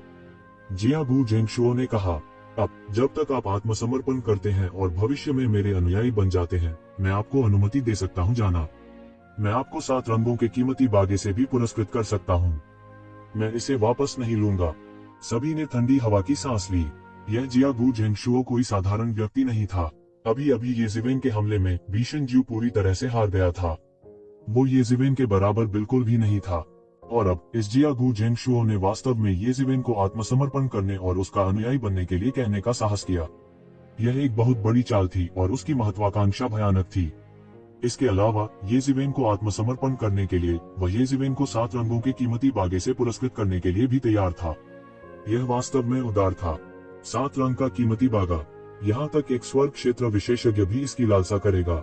हर किसी के झटके के विपरीत बीशनज्यू इतना गुस्से में था कि वह फटने ही वाला था। FCK, वह 7 रंग का कीमती बागा मेरा है। यह मेरा है। आपने वास्तव में एक एहसान करने के लिए मेरी चीज का इस्तेमाल किया। वह क्रोध से फूटने ही वाला था। हरामी, जियागू जेंगशुओ, तुम क्या कर रही हो? ये 7 रंगों का कीमती बागा हमारे बीशान कबीले की विरासत है। क्या आप इसका एक हिस्सा प्राप्त करना चाहते हैं? बीशनज्यू ने दहाड़ा। बंद करना। जियागू जेंगशुओ ने उसकी ओर ठंडी दृष्टि से देखा। बीशनजुए, जो गंभीर रूप से घायल हो गया था और उसका 7 रंगों का कीमती चोगा छीन लिया गया था, वह उसके ध्यान के योग्य नहीं था। एक पराजित सेनापति जरा भी बहादुर नहीं होता। जिस क्षण से वह ये शिवेन से बुरी तरह हार गया, वह अब उसके समान ही उल्लेख किए जाने के योग्य नहीं था। उन दोनों को घनिष्ठ मित्र नहीं माना जाता था। अगर ये शिवेन नहीं होती तो वे एक साथ बिल्कुल नहीं आते। बीशनजू बेहद गुस्से में थे, लेकिन उनके पास और कोई चारा नहीं था। इस समय उसने अपने सभी अधीनस्थों को खो दिया था और यहाँ तक वो भी ये जिवेन द्वारा गंभीर रूप से घायल हो गया था। जियागू जेंगशुओ के सामने उनमें कुछ भी कहने का आत्मविश्वास नहीं था। वह केवल जियागू जेंगशुओ को घूर सकता था। हालांकि जियागू जेंगशुओ पूरी तरह से उदासीन थे और सीधे तौर पर उनकी उपेक्षा करते थे। लेकिन मुझे आपके शरीर से ये ज्ञान, जीवन और मृत्यु का चित्रण वापस लेना है। ये कुछ ऐसा नहीं है जो आपके पास हो सकता है। जियागू जेंगशुओ ने कहा। ये जिवेन हंसी। उसे इतना गुस्सा आया कि वह हंस पड़ा। यह जियागू जेंगशुओ वास्तव में सपना देख रहा था। चाहे वह ये ज्ञान, जीवन और मृत्यु का चित्रण हो या 7 रंगों का कीमती लबादा, वे उसके नहीं थे। हालांकि वह उन्हें अपना मानने लगता था। उसने ये ज्ञान, जीवन और मृत्यु चित्रण के बदले 7 रंगों के कीमती वस्त्र का उपयोग किया। इसके अलावा उन्होंने इसे ऐसे कहा जैसे कि यह निश्चित रूप से मामला हो। उसे बिल्कुल नहीं लगा कि इसमें कुछ भी गलत था। मुझे लगता है आप गलत हैं। यह 7 रंग का कीमती लबादा युद्ध की मेरी लूट है, तुम्हारा नहीं। ये जिवेन ने अपनी आंखें सिकोड़ ली और कहा। उसकी आंखों में एक तेज चमक चमक रही थी। कोई फर्क नहीं है। जब तक मैं इसे चाहता हूँ, यह युद्ध की मेरी लूट होगी। जियागू जेंगशुओ ने उदासीनता से कहा। उसने ये जिवेन को देखा जो गठन में फंस गया था और अपनी जीत के प्रति आश्वस्त था। जब तक आप मेरे सामने आत्मसमर्पण करने को तैयार हैं, मैं इस बात की परवाह नहीं करूंगा कि आप मेरे चचेरे भाई को मार रहे हैं। मैं आपको कई शक्तिशाली विरोधियों को मारने और ये परिवार का मास्टर बनने में भी मदद करूंगा। मुझे मनुष्यों के बीच मार्क्विस की उपाधि से भी सम्मानित किया जाएगा। आपको सच बताने के लिए इस बार हम आपको क्यों ढूंढ सकते हैं, इसका कारण आपके ये परिवार की बातें की अधिसूचना है। नहीं तो हमें कैसे पता चलेगा कि तुम आओगे? उद्धरण चिन्ह। वह नहीं जानता था कि ये जिवेन का आगमन ये कून की अधिसूचना के कारण नहीं था। वह फैंग क्यूई के साथ ये परिवार को पहले ही छोड़ चुका था और इस बिजली घर के गुफा निवास में आ गया था। मुझे डर है कि अब आप ये परिवार में एक अनिश्चित स्थिति में हैं। हालांकि जब तक आप मेरे सामने आत्मसमर्पण करने को तैयार हैं, सब कुछ अलग होगा। आपके समर्थन के रूप में हमारे जियागू क्लान के साथ ये क्योंग और ये कूंग एक भी झटके का सामना नहीं कर पाएंगे।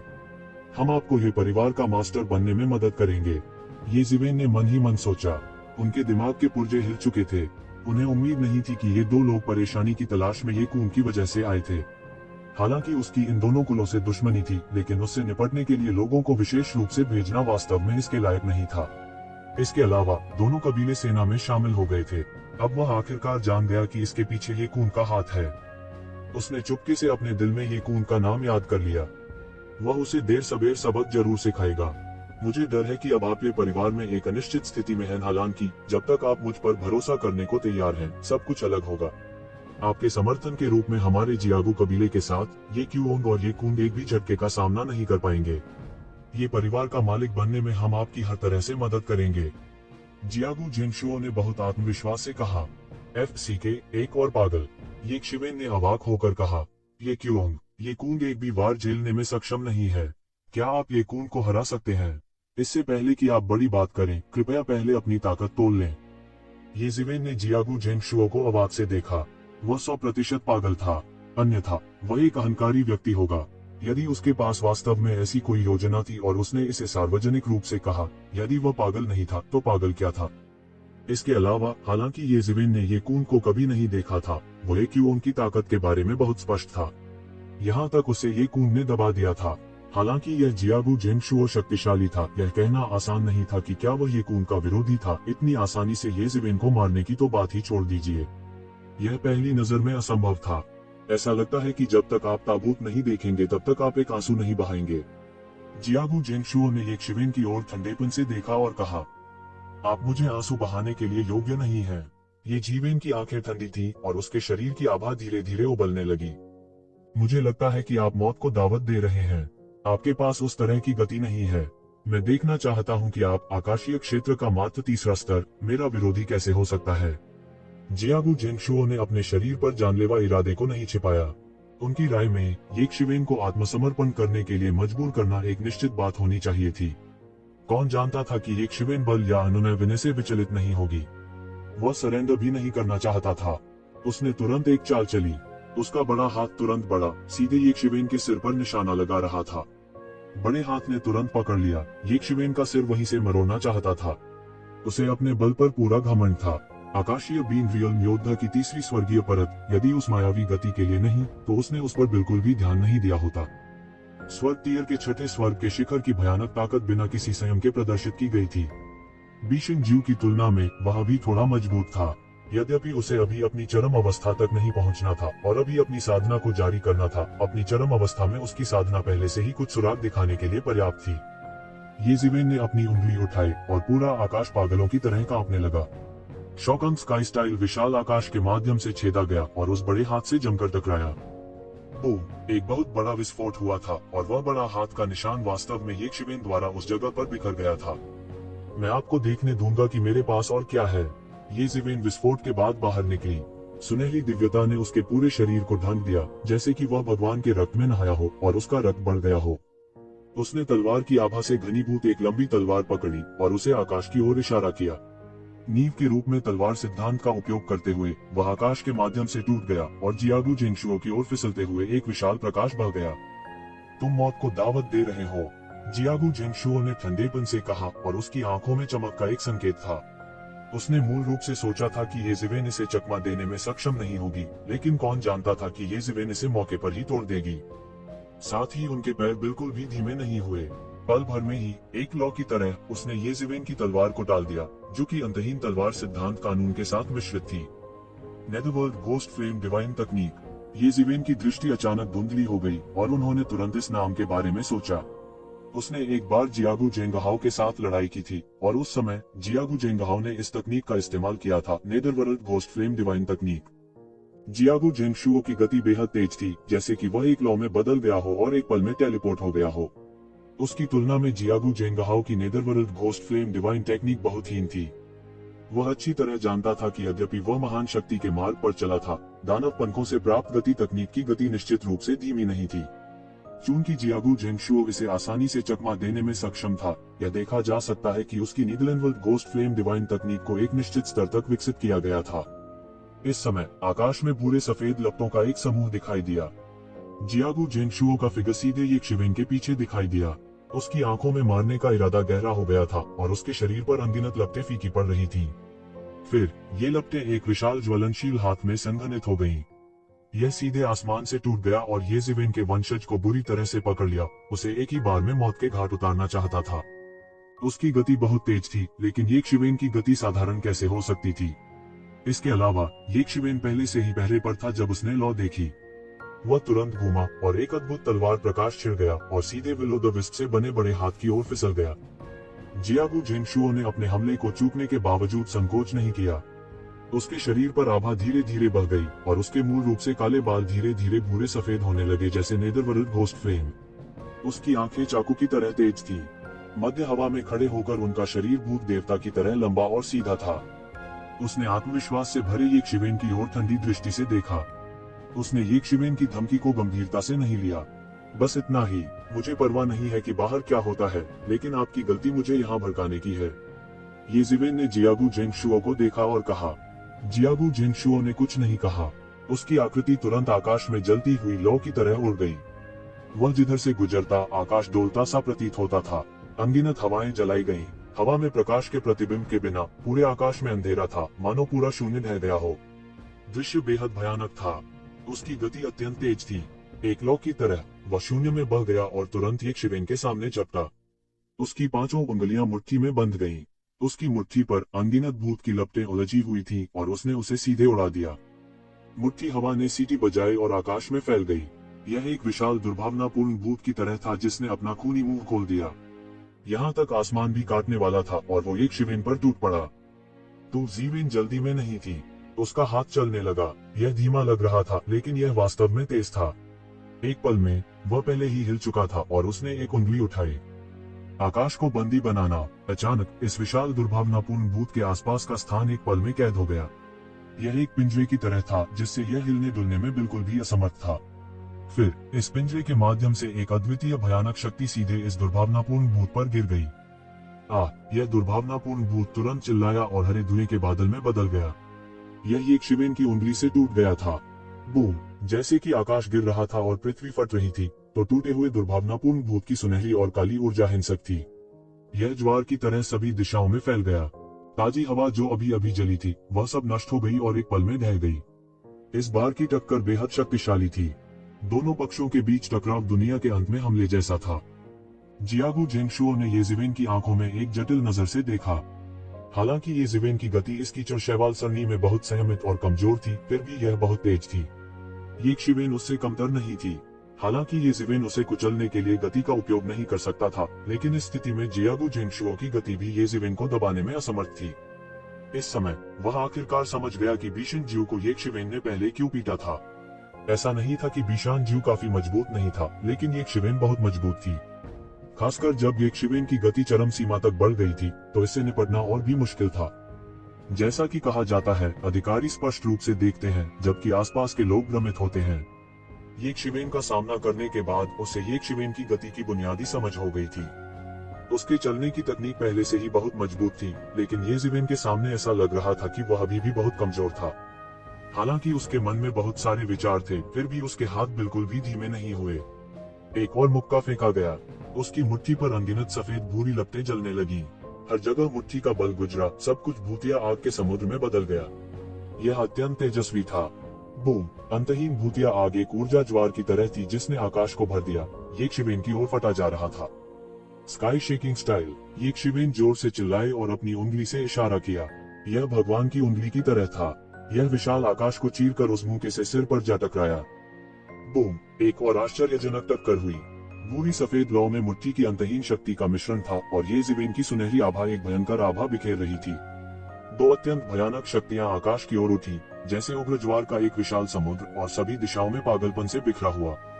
आसपास के विशेषज्ञ जो बेहोशी की हालत में देख रहे थे, वे सभी भयभीत थे, विश्वास करने में असमर्थ थे कि यह वास्तव में स्वर्ग के 2 छठे स्वर्ग के बीच की टक्कर थी। कई लोगों की नजर में भले ही यह स्वर्ग के 7वें आसमान के बीच टकराव था, लेकिन यह इससे ज्यादा कुछ नहीं था। यह कैसे संभव है? क्या मैं चीजों को देख रहा हूँ? ऐसी लड़ाई इतनी अत्याचारी है कि यह लोगों को मौत के घाट उतार सकती है। ये 2 लोग बहुत मजबूत हैं, विशेष रूप से ये जिवेन। जब तक वह भविष्य में समय से पहले नहीं मरता, उसकी भविष्य की उपलब्धियां असीमित हैं। ये जिवेन की काया किस तरह की है? जियागु जेंगशुओ की नीदरलैंड वर्ल्ड घोस्ट बॉडी अपनी अत्याचारी काया के लिए प्रसिद्ध है। ये जिवेन वास्तव में उसके साथ 3 स्तरों से कम स्तर पर प्रतिस्पर्धा कर सकती है। उसकी काया इतनी मजबूत है। ज्यादातर लोग बेहद हैरान थे। ऐसा लगता था कि हर बार जब उन्हें ये शिवेन की अत्याचारी ताकत का थोड़ा सा भी पता चलेगा तो वे चकित रह जाएंगे। ऐसा इसलिए भी था क्योंकि शोहरत के मामले में जियागू जेंगशुओ ये जिवेन से कहीं ज्यादा मजबूत थे।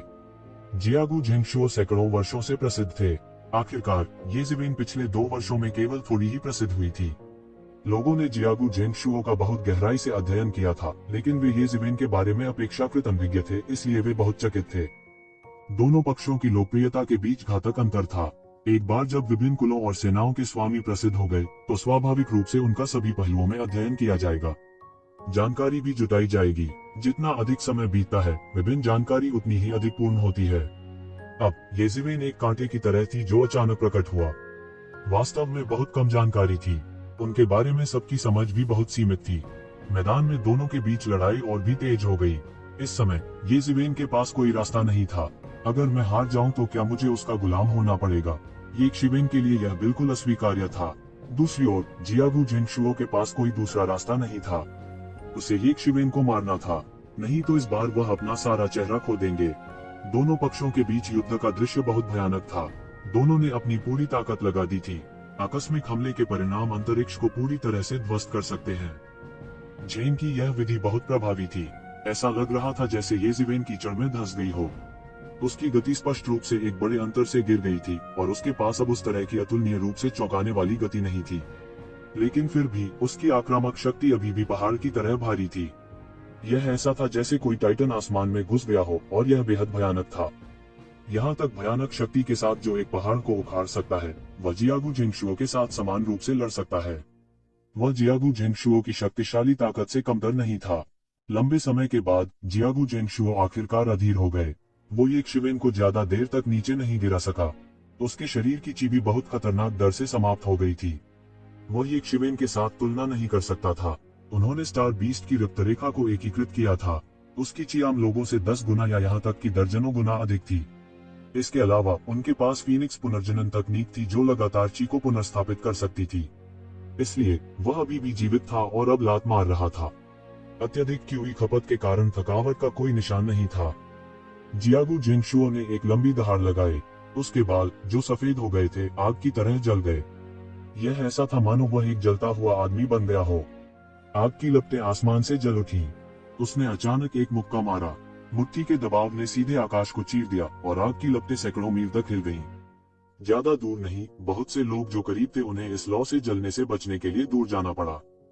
उसका मुक्का ऐसा लग रहा था जैसे वह स्वर्ग की तिजोरी को भेद देगा। यह एक शिवेन की ओर दुर्घटनाग्रस्त हो गया। यह अतुलनीय रूप से हिंसक था। ये जिवेन के शरीर के चारों ओर की हवा चुपचाप नष्ट हो गई थी।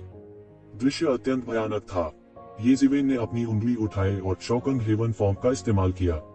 एक आश्चर्यजनक उतार चढ़ाव के साथ उग्र मुट्ठी ऊर्जा में एक विशाल सदमे की लहर दौड़ गई और उग्र मुट्ठी ऊर्जा को थोड़ा थोड़ा करके हिलाना और भंग करना शुरू कर दिया।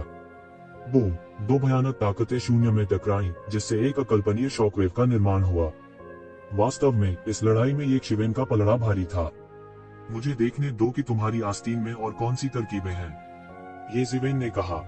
जियागू कबीले के विशेषज्ञों के चेहरे, जो स्वर्ग के दायरे के चौथे, 5वें और यहाँ तक 6ठे स्वर्ग में थे, जो गठन की व्यवस्था कर रहे थे, पीले पड़ गए थे।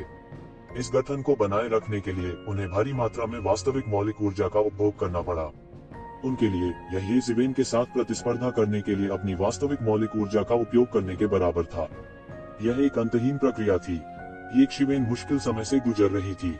गठन में उसे एक अज्ञात बल द्वारा वापस पकड़ लिया गया था। वह स्वतंत्र रूप से आगे नहीं बढ़ सकता था, लेकिन वे ज्यादा बेहतर नहीं थे। ये जिवेन एक राक्षस की तरह थी। वह जहां भी जाता गड़बड़ कर देता। उन्हें भारी दबाव झेलना पड़ा।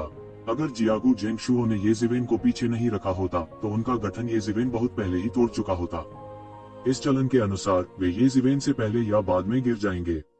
ये जिवेन की फीनिक्स रिजनरेशन तकनीक की पुनर्प्राप्ति गति बहुत तेज थी। इसलिए चाहे जियागू जेंगशुओ हो या जियागू कबीले के विशेषज्ञ, वे थोड़े थके हुए थे। हालांकि ये शिवेन अभी भी जोश से भरी हुई थी। इसमें कोई शक नहीं था कि कौन लड़ाई को मौत की ओर खींच सकेगा। जियागू जेंगशुओ की आंखें लगातार टिमटिमा रही थीं।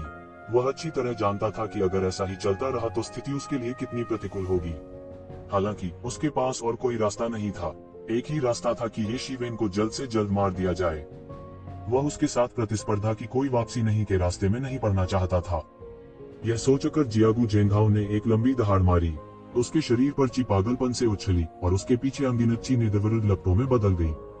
नीदरलैंड की इन लपटों में अनगिनत तामसिक आत्माओं की चीखें सुनी जा सकती थीं। इन तामसिक आत्माओं को एक शक्तिशाली बल द्वारा एक सम्राट की पोशाक पहने एक विशाल आकृति में संघनित किया गया था, जो सभी के ऊपर खड़ी थी। अंडरवर्ल्ड के सम्राट, यह अंडरवर्ल्ड का सम्राट था। बस इतना ही था कि इस समय इस सम्राट के चेहरे पर एक ठंडा और उग्र भाव दिखाई दे रहा था। यह जियागू जेंगशुओ था। इस समय अंडरवर्ल्ड के सम्राट को लग रहा था कि वह अपने अंडरवर्ल्ड गॉड किंगडम में जो कुछ भी देख सकता है उसे चालू करना चाहता है। उसके हाथ में एक पाताल भगवान का डंडा दिखाई दिया। जैसे ही उसने उसे लहराया, अनंत दिव्य प्रकाश उमड़ पड़ा। एक पल में दिव्य प्रकाश की एक भयानक धार उसी स्थान पर यक्षिवेन की ओर फूट पड़ी, जो यक्षिवेन को एक झटके में नष्ट करना चाहते थे। मैंने इस चाल को पहले भी देखा है। मुझ पर एक ही चाल का 2 बार इस्तेमाल करना बेकार है। ये जिवेन पहले से ही तैयार थी। उसके सामने तुरंत राक्षसी लहरें उठी। अंतहीन सुनहली लहरें तुरंत उठी और उसे पीछे रोक लिया। बूम! दिव्य प्रकाश और सुनहली देवत्व तरंगे भयंकर रूप से टकराई, जिससे सभी दिशाओं में बहने वाली राक्षसी लहरें चली। इस समय ये जिवेन ने अपने हाथ फैलाए और स्वर्ण देवत्व उन पर संघनित हो गया। उसके हाथों ने अचानक उस स्थान पर दिव्य प्रकाश को तोड़ दिया। हफ हफ हफ। इस समय जियागू जेंगशुओ का चेहरा भी पीला पड़ गया था। अभी अभी हुए आक्रमण ने उसके शरीर में बहुत अधिक ची की खपत कर दी थी। अंडरवर्ल्ड के इस सम्राट को बनाए रखना पहले से ही एक बड़ी खपत थी, लड़ाई का जिक्र नहीं। अगर उसे यक्षिवेन द्वारा चरम सीमा तक मजबूर नहीं किया गया होता तो उसने इस तरीके को बिल्कुल नहीं चुना होता। इसे करें। अचानक जियागू जेंगशुओ शून्य की ओर चिल्लाया। ये जिवेन चौंक गई। क्या कोई और घात हो सकता है? इसके तुरंत बाद उसने अचानक पीछे से एक खतरनाक ठंड को महसूस किया। वह शून्य में मुड़ने के लिए संघर्ष कर रहा था। केवल एक चौंकाने वाला भूत हाथ शून्य के माध्यम से छेद कर रहा था और ये जिवेन की ओर जमकर पकड़ रहा था। धिक्कार है, वहाँ अभी भी एक घात है। ये जिवेन ने अपने दिल में शाप दिया। उसने जमीन पर कदम रखा और उसका शरीर लगभग तुरंत ही क्षैतिज रूप से हिल गया। और इस समय वो भूतिया हाथ सीधे यक्षिवेन का पीछा कर रहा था। ऐसा लग रहा था जैसे यह कभी हार नहीं मानेगा। इसमें एक राक्षसी भूतिया ज्वाला थी और उसे पकड़ने के लिए यक्षिवेन की ओर दौड़ी। ऐसा लग रहा था जैसे वो यक्षिवेन को पकड़ना चाहता हो। भूतिया हाथ जहां भी जाता, पूरा आकाश एक जोर के धमाके से चकनाचूर हो जाता और टुकड़े भयंकर रूप से जलने लगते। दूसरी तरफ जियागू जेंगशुओ के पीछे अंडरवर्ल्ड के सम्राट भी चले गए। अनगिनत भूतों की चीखों के साथ उसने अपने हाथ में राजदंड लहराया। उसका जेन युआन अंतहीन पीली लपटों में बदल गया और बाहर निकल आया, जिससे एक विशाल धारा बन गई जो यक्षिवेन की ओर फटी। यह एक पिनर अटैक था। उसे ये जिवेन को वापस लड़ने और उसे एक झटके में मारने का कोई मौका नहीं देना चाहिए। यक्षिवेन ने अपनी आंखें टेढ़ी कर ली और हमले से बचने के लिए पीछे हटता रहा। जियागू जेंगशुओ ने खुद को बहुत अच्छे से छुपाया था। उनका अभी खुद को प्रकट करने का इरादा नहीं था। ये सिवेन को लगा कि शायद वह पकड़ नहीं पाएगा कि उसने अचानक घात लगाकर हमला किया और ये सिवेन को पकड़ लिया। बूम! वह टूट पीला भूत की ज्वाला ये जिवेन के शरीर में भयंकर रूप से धंस गई और विशाल बल ने सीधे ये जिवेन को उड़ा दिया। तो जिवेन डगमगा गया और उसका शरीर भूत की पीली लौ से जुड़ा हुआ लग रहा था, जो उसे लगातार जला रहा था। यक्षिवेन के हाव भाव में थोड़ा दर्द झलक रहा था। ये जिवेन का शरीर बुरी तरह से जल रहा था, जैसे कि वह जलने वाला हो और उसी जगह पर बिखरने वाला हो। उस भूतिया हाथ ने सीधे ये जिवेन की गर्दन पकड़ ली। उसे मरोड़ने और तोड़ने का इरादा था। हालांकि इसी समय यक्षिवेन की आंखें अचानक खुल गईं। उसके शरीर पर स्वर्ण देवत्व तुरंत एक भारी बारिश की तरह उभरा। उसके शरीर पर अंतहीन भूत की आग को तुरंत बुझा दिया। उसकी हथेली अचानक बाहर निकल गई और भूत की लौ से टकराकर अंतहीन पीली भूत की लौ से मौके पर ही टकरा गई। बूम! जोरदार टक्कर हुई। यक्षिवेन लगातार कुछ कदम पीछे हटे और उनका चेहरा थोड़ा पीला पड़ गया था। अभी अभी भूत की ज्वाला को बाहर निकालने के लिए उसके शरीर की ची एक पल में बहुत अधिक भस्म हो गई। इस विचित्र भूत की ज्वाला का सामना करने पर उसका अत्याचारी शरीर भी जल गया था। इसके अलावा वसूली के लिए फीनिक्स पुनर्जनन तकनीक का उपयोग किया गया था। केवल इस विनिमय ने ही पहले से अधिक ची की खपत की। और इस समय भूतिया हाथ का स्वामी अंत में प्रकट हुआ। यह कहा जाना चाहिए कि यह कोई इंसान नहीं था, बल्कि एक क्रूर भूत था। एक हरे रंग का चेहरा और नुकीले, बेहद क्रूर भूत। उसके शरीर में एक राक्षसी क्रूर आभा थी और यह अज्ञात था कि उसके शरीर के भीतर कितनी तामसिक आत्माएं चिल्ला रही थी और गरज रही थी। यह अज्ञात था कि इस दुर्भावनापूर्ण भूत ने कितने समान भूतों को इतनी चौंकाने वाली डिग्री तक बढ़ने के लिए खिलाया था। ये जीवेन, आज तुम्हारी मृत्यु का दिन है, आप बच नहीं सकते चाहे कुछ भी हो। मैं तुम्हें मारने के लिए षड्यंत्र रच रहा हूँ। इस मामले में भले ही तुम मर जाओ, तुम्हें शांति से मरना चाहिए। जियागू जेंगशुओ ने हंसते हुए कहा, ये जीवेन, आज तुम्हारी मौत का दिन है। यदि तुम मरना चाहते हो तो आगे बढ़ो और मरो। मेरा मरने का कोई इरादा नहीं है। तो जीवेन ने अपनी आंखें सिकोड़ ली और ठंडेपन से कहा, जब तुम मरने वाले हो तब भी तुम जिद्दी हो। जियागू जेंगशुओ ने उपहास के साथ कहा। उनके नियंत्रण में उनके पीछे अंडरवर्ल्ड के सम्राट ने मौके पर अपना बड़ा हाथ खोल दिया। उसकी हथेली एक पहाड़ की तरह थी और वो ये जीवेन की ओर थप्पड़ मार रही थी। बूम! बड़े हाथ ने सीधे जमीन पर एक बड़ा गड्ढा पटक दिया। महत्वपूर्ण क्षण में ये जीवेन इस बड़े हाथ से बचने के लिए सीधे क्षैतिज रूप से आगे बढ़ी। ये जीवेन की आकृति सीधे हवा में दिखाई दी और आपदा से बच गई। लेकिन इस समय उसे अचानक अपने पीछे ठंडी हवा का झोंका महसूस हुआ और पीछे से एक आश्चर्यजनक हमला उसकी ओर आया। उसके पीछे भूतिया हाथ विशाल आकाश में घूम रहा था। ये शिवेन के सिर के पीछे की ओर पकड़ रहा था। यह तेज और अत्यावश्यक था। भूतिया लपटों ने शून्य को जला दिया और पुराना भूत एक पल में ही ये शिवेन के पीछे आ गया था। जियागू जेंगशुओ ने इस बूढ़े भूत को लंबे समय तक कैद में रखा था। कहा जा सकता है कि दोनों पक्षों में मौन सहमति है। इसी दौरान उन्होंने सीधा हमला बोल दिया। हमले का समय एकदम सही था। यह ऐसा था मानो वे दोनों इस पर सहमत हो गए थे और ये जीवेन भी उनके साथ सहयोग कर रही थी। यह देखकर कि भूत का हाथ ये शिवेन को पकड़ने ही वाला था, ये जीवेन अचानक हिल गई। उसका शरीर एक अजीब मुद्रा में चला गया और भूत के हाथ से बच गया। ये जीवेन भूमि, वह महसूस कर सकता था कि बाईं ओर का तापमान पागलपन से बढ़ रहा था, जैसे कि पूरा शून्य जल रहा हो और भूत का हाथ उसकी तरफ से बाहर आ गया। उसी समय ये शिवेन ने अपना बायां हाथ सीधे ऊपर उठाया। उसके हाथ पर स्वर्ण देवत्व प्रकट हुआ और एक बड़े सुनहरे हाथ में बदल गया। इसने सीधे भूत के हाथ को मौके पर ही पकड़ लिया। क्रैकल क्रैकल, भूत की लौ के पिघलते ही एक कर्कश आवाज सुनाई दी। हालांकि यह भूतिया ज्वाला बहुत ही अजीब और भयानक थी, यह येजीवेन की दिव्यता द्वारा पूरी तरह से नियंत्रित थी। यह आकाश और पृथ्वी के बीच अत्यधिक यान का मामला था। बूम! येजीवेन की पूरी बांह सीधे मौके पर ही कट गई। गर्जन! बूढ़ा भूत अचानक चिल्लाया। सुनहरी दिव्यता की किरण उसकी भुजा के साथ सीधे उसके शरीर पर दौड़ी, जिससे वह दर्द में जमीन पर लौटने लगा। भूत अपने आप में एक अत्यंत हीन प्राणी था। यह कहने की बात नहीं है कि उसने उस दिव्यता का सामना किया था जिसे येजीवेन ने सहमित किया था। ये सब इतनी तेजी से हुआ कि हर कोई मुश्किल से रिएक्ट कर सका। उन्होंने येजीवेन को जियागू जेंगशुओ के हमले के तहत पीछे हटते देखा था और फिर उन्होंने एक चीख सुनी। पुराने भूत की बांह को सीधे येजीवेन ने मौके पर ही काट लिया। दृश्य इतनी तेजी से बदला कि उन्हें प्रतिक्रिया देने का समय ही नहीं मिला। क्या यह कैसे संभव है? जियागू जेंगशुओ का चेहरा अविश्वास से भरा हुआ था। उसके और पुराने भूत के बीच के सहयोग को दोषरहित कहा जा सकता है। इसे कैसे तोड़ा जा सकता है? इसके अलावा क्या येजीवेन को अपनी मिट्टी शैवाल सरनी में चलने में भी कठिनाई नहीं होनी चाहिए? ये शिवेन इतने कम समय में अपने हमले से कैसे बच सकता था? यह वैज्ञानिक नहीं है। उनके दिमाग में बस यही एक विचार रह गया था। यह अतार्किक था। मुझे विश्वास नहीं होता कि आप अधिक समय तक टिके रह सकते हैं। जियागू जेंगहाओ को गुस्सा आ गया और वह दहाड़ने लगा। उसके पीछे के अंडरवर्ल्ड सम्राट ने उसके हाथ में कर्मचारी को मौके पर ही नीचे गिरा दिया। यह एक अकल्पनीय रूप से शानदार स्टाफ तकनीक थी। इसमें घुटन का एहसास था, मानो यह स्वर्ग और पृथ्वी को नष्ट कर सकता है। दैवीय कर्मचारियों ने तोड़ दिया, अनंत दिव्य प्रकाश जारी किया। दिव्य प्रकाश की प्रत्येक किरण एक तेज ब्लेड की तरह थी, जो सीधे शून्य को चकनाचूर कर देती थी और अंतरिक्ष के नियमों को तोड़ देती थी। हेवन टियर के छठे स्तर पर साधारण विशेषज्ञ कर्मचारियों की एक हड़ताल से सीधे मारे जाएंगे। यह कारण नहीं था कि उसमें इतना अहंकार था। ताकत के मामले में वह भीषण जीव से भी ज्यादा मजबूत था। डिवाइन स्टाफ से एक धात्विक गुंजन आ रही थी। यह एक अजीब उतार चढ़ाव था, जैसे किसी दुर्भावनापूर्ण आत्मा की दहाड़। यह भयानक और दम घुटने वाला था। येजीवेन बिल्कुल भी नहीं हिचके। उसने अपने हाथ फैलाए और इस विशाल राजदंड का स्वागत किया। बूम! हथेली और राजदंड मौके पर ही टकरा गए और टक्कर की भयानक आवाज सुनाई दी। राजदंड ऐसा था मानो कोई छोटा पहाड़ टूटकर गिर रहा हो। यदि यह किसी व्यक्ति के शरीर से टकराता है, कहने की आवश्यकता नहीं है, तो उस व्यक्ति को उसी स्थान पर मांस का पेस्ट बना दिया जाएगा। कोई सोच सकता है कि यह कितना भयानक था, लेकिन येजीवेन का हाथ दिव्यता से ढका हुआ था और वह सीधे उससे मिला। राजदंड पर झिलमिलाती दैवीय रोशनी और भूत की लपटे की यह थूक सीधे देवत्व द्वारा अवरुद्ध कर दिया गया था, सीधे येजीवेन के शरीर को प्रभावित करने में असमर्थ था। उस चौंकाने वाली टक्कर से अनगिनत दिव्य प्रकाश फूट पड़े, लेकिन ये येजीवेन के शरीर को बिल्कुल भी हिला नहीं सका।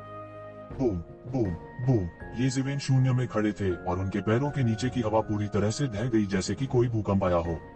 यह लगातार 3 बार गिरा और तभी राजदन से गिरने वाली भयानक शक्ति पूरी तरह से समाप्त हो गई।